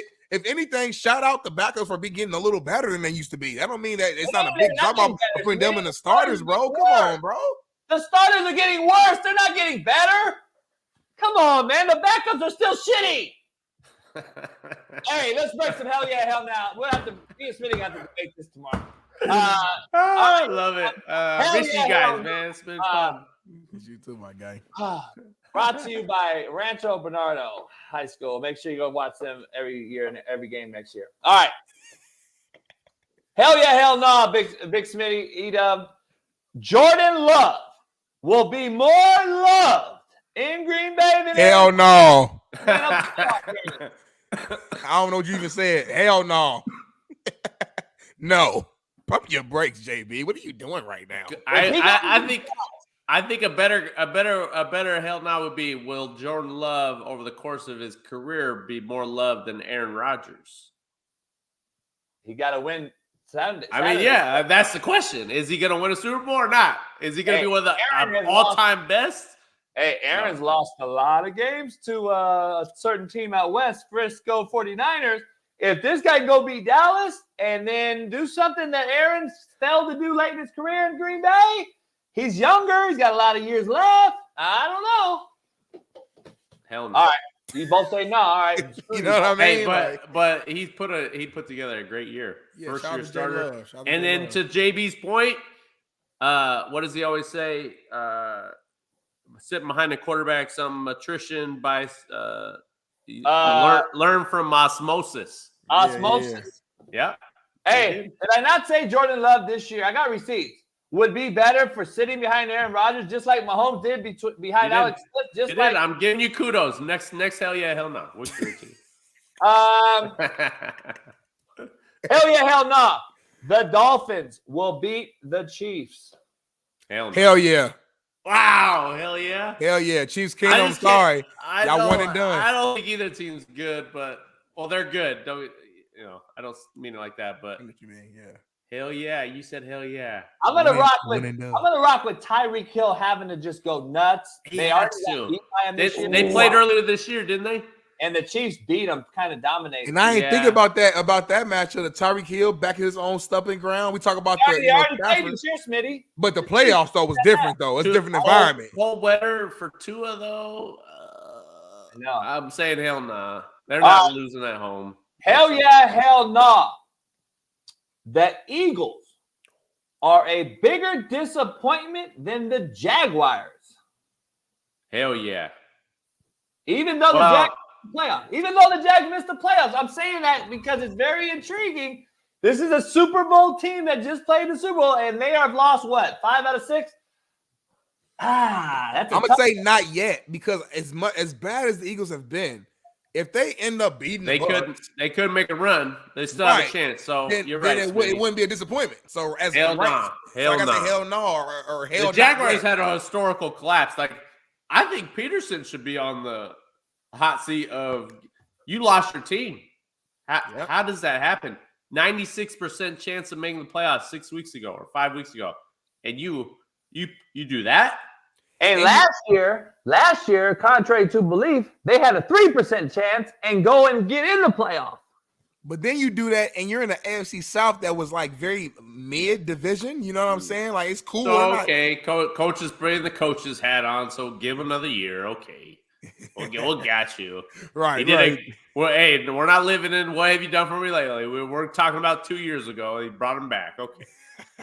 All right. Hell yeah, hell no. Your phone is on. Mint Mobile. I got it. Go ahead. Hell yeah, hell no. Mason Rudolph will win a playoff game. They're playing the Bills. Hell no. It's a wrap. It's over. Easy. Are you surprised that the other dude is cleared and they're still rocking with Mason Rudolph, but they're saying that not Trubisky. What's his name? The small-handed? Pickett. Kenny Pickett. They're saying Pickett is the future, though. No, they're not saying that anymore. They're not saying that. I just saw yesterday they said that they've come out and said that Pickett's still the starter next year. Open competition next year in Pittsburgh. But why wouldn't you start him right now if that was the case? You know that's BS. 100% it is. All right. Hell yeah, hell no, E-Dub. The Joe Flacco and the Ravens will meet up. Hell yeah. Hell yeah. You didn't ask who's going to win. I'm going to give him a problem. Yeah, I'm going to say hell yeah. And obviously my Colts are gone, so I'm rooting heavily we got to think for the Ravens. On the AFC side, so the 7th seed Pittsburgh is going to lose. Who's the 6th seed? Pull it up, Bailey. Pull it up one more time, Bailey. The playoff pick. 6 seeds Miami, they're probably going to lose. And then Cleveland is going to win, probably going to win. So now they'll be the lowest seed that goes to Baltimore. Oh, you know what? No. Hold on. Let me see. See, based upon my prediction, I got the Dolphins winning. So that means the Ravens will play the Dolphins and they. Yes. So if I'm right, then Dolphins are soft. There's no way they'll beat the Ravens. If that happens, Cleveland, I would pick Cleveland over Buffalo if that happens. And then Baltimore, Cleveland, in the AFC Championship. I got a funny feeling that Cleveland may be the team this year out of the AFC. I don't know. I'm just telling you, it's weird. Hey, Joe Flacco is forever a Raven. If that happens, he's gonna look out for Baltimore and the fan base. Yeah. Ravens flock. He's gonna make sure they win the game. You know what I'm saying? Or is he gonna remember that they drafted his replacement and was out his last year? All right, here's the last one, E-Dub, for tonight's game. This is it. Hell yeah, hell no. Jim Harbaugh, win or lose, has coached his last game as a Wolverine. Hell yeah. Hell yeah. Hell nice yeah. run in Michigan, though. Hell of a season. Hell of a career. Like, He off. Hell yeah, hell no. He's going to be the head coach for the Chargers next year. Hell yeah. Hell yeah. I know right now, after this game tonight, he's going to be in his car, in his lowrider, driving on the highway, singing, I'm going back to Cali. Hey, so here's what I've heard, E-Dub. I know you've heard some things too. It's Chargers heavy, but it's also the Raiders throwing a bag at him, and it's also now the Commanders that have also thrown a bag at him. Those other teams don't have quarterbacks. Who knows? Does New England? It's not about money. It's not about money. He's going to a spot where he can win, just like he did at every spot. Yeah. He's not going to a rebuild. He don't need that. He's too old for it. No. He wants to win, put his imprint, and go smash everybody in his way. You got to love his mentality, man. He don't care. I do. Hey, wouldn't it be crazy if both Harbaugh, like you win the Natty and Super Bowl in the same season? I know their dad. I saw the video of their parents. They got to be so damn proud, man. Like he looks just like his son. They all look just alike. Like it's crazy. I've never seen funny story about the grandpa, the dad. Mm-hmm. Everyone calls him, Pops. He would come when I was at the Ravens. He'd come during training camp, and he is seriously like, I don't know how to put it. He's really like in tune. Memory is out of this world. He would tell us stories back in the 60s of a boxing match with so-and-so in it and gets all animated and literally like everybody that plays for the Ravens, I'm sure the Wolverines too, like when he comes around, everyone lights up because he is that type of personality. In the heart, when JB said that coaching tree, family tree, one of a kind right there.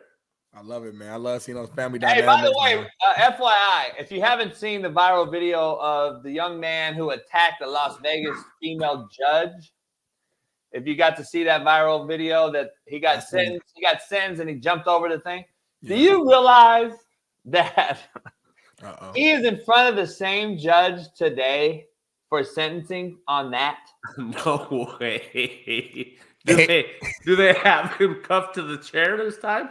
I don't know, but I wish Smitty and I could do the show live in there during it. Like, how does he fight his case against the judge? That's you know what I'm saying? Like, does he plead not guilty? Does he plead not guilty? That would be the hell yeah, hell no. Hey, if I'm her, this is her. This is her today.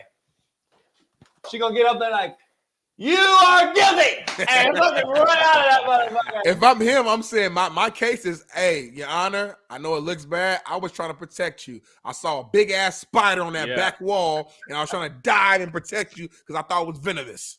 That's my argument. That's my case. Hey, the judge asked for him to face her again, is what I was told. Ooh, she bought that smoke. That. Okay, yeah, I like that. She got to tell to his face. She may make an example. Like a bigger example than we think. It may not just be a vindictive one. It could be like a. Or is she gonna be one of these judges that you need help or? Yeah, like it's okay. You don't have any problems. You're free to go, and then they end up doing something worse to the youth that they hear about every day from these judges. I don't know. Let's hope not. See. Hey, E-Dub, as always, appreciate you. We'll see you next Monday. Watch the game. Steve Kim's coming by tonight, Football Palooza. So you're welcome if you want to leave. I'm sure you can watch it in the theater, chill. Because I got drink. You got a mandatory drink here. It's Monday. I gotta go to work. I ain't gonna get home till the game about to start. I'm gonna get home. The game about to start. Just leave Fox. Come straight here if you was a rider. I won't get there till halftime. I missed the whole game. I got a spare room. Stay the night. Do the show live in the lounge tomorrow. Oh no. Hey, he doesn't be doing the Aaron Rodgers shit on Pat McAfee. He just drops him. I love it, man. I love it, man. And shout out to Pat McAfee, man, for standing on business, man. The greatest punter of all time. Indianapolis Colts punter. Shout out to him. And shout out to our fans, man. I ain't seen no super chat today, but I still rock with y'all, man. I think we got 300 likes. We got 1,000 people here in the show, but I ain't even mad no more. Y'all gonna do it. Y'all, you are who you are. Y'all ain't gonna like our show. Y'all gonna hate on us. We used to it now. You know what I'm saying? When someone shows you who they are, JB, believe them. Remember, you are who you are, not what you say you are. Ooh. You are what you say you are, a superstar. So have no fears and God is here. Hey, man, pound that like button, man. Subscribe. We're going to be back tomorrow, man. The collar's off. The collar's off on them because I gave them both a bath yesterday. Ooh, look clean, too. Looking clean. Hey. Smell good. Come here, Callie. We got the doctor back on tomorrow. It's been like 2-3 weeks Yeah, because we got suspended. Your mic off, JB. Your mic is off somehow. Your mic off. I don't know what happened. Yeah, I can't hear you right now, man, but it's all good. I'm going to close the show. I know Doc is probably mad right now. I know he's hot because we ain't had him, but we got a strike. There was the holiday. It's been like a month. There's been so many injuries, so I know he can't wait to come on here, update us on everything, man. So we appreciate y'all support, man. Pound that like button, man. Steve Kim going to be on tomorrow. I know it's some boxing news, man. I saw Ryan Garcia backed out of a fight agreement with Devin Haney, and now he's talking about he about to go fight Rolly. That's going on in the boxing side. And then obviously Matt's gonna be back, talk more football. We're gonna react to the Natty and what happens tonight. You hear me now? We hear you loud and clear now, JB, man. Loud and clear. So hit that like button, y'all, and have a good one. Good. You know what I'm saying? They smell good now. Yeah. And it is what it is. But listen, guess what? Shout out to Tupac, to live and die in LA. See you tomorrow. Peace. We switched it and filled the gap. Smitty and Jason Brown, we killed it, yeah, it's a wrap. We want the games we're missing, we switched it and filled the gap. You are now tuned in to the Coach JB Show.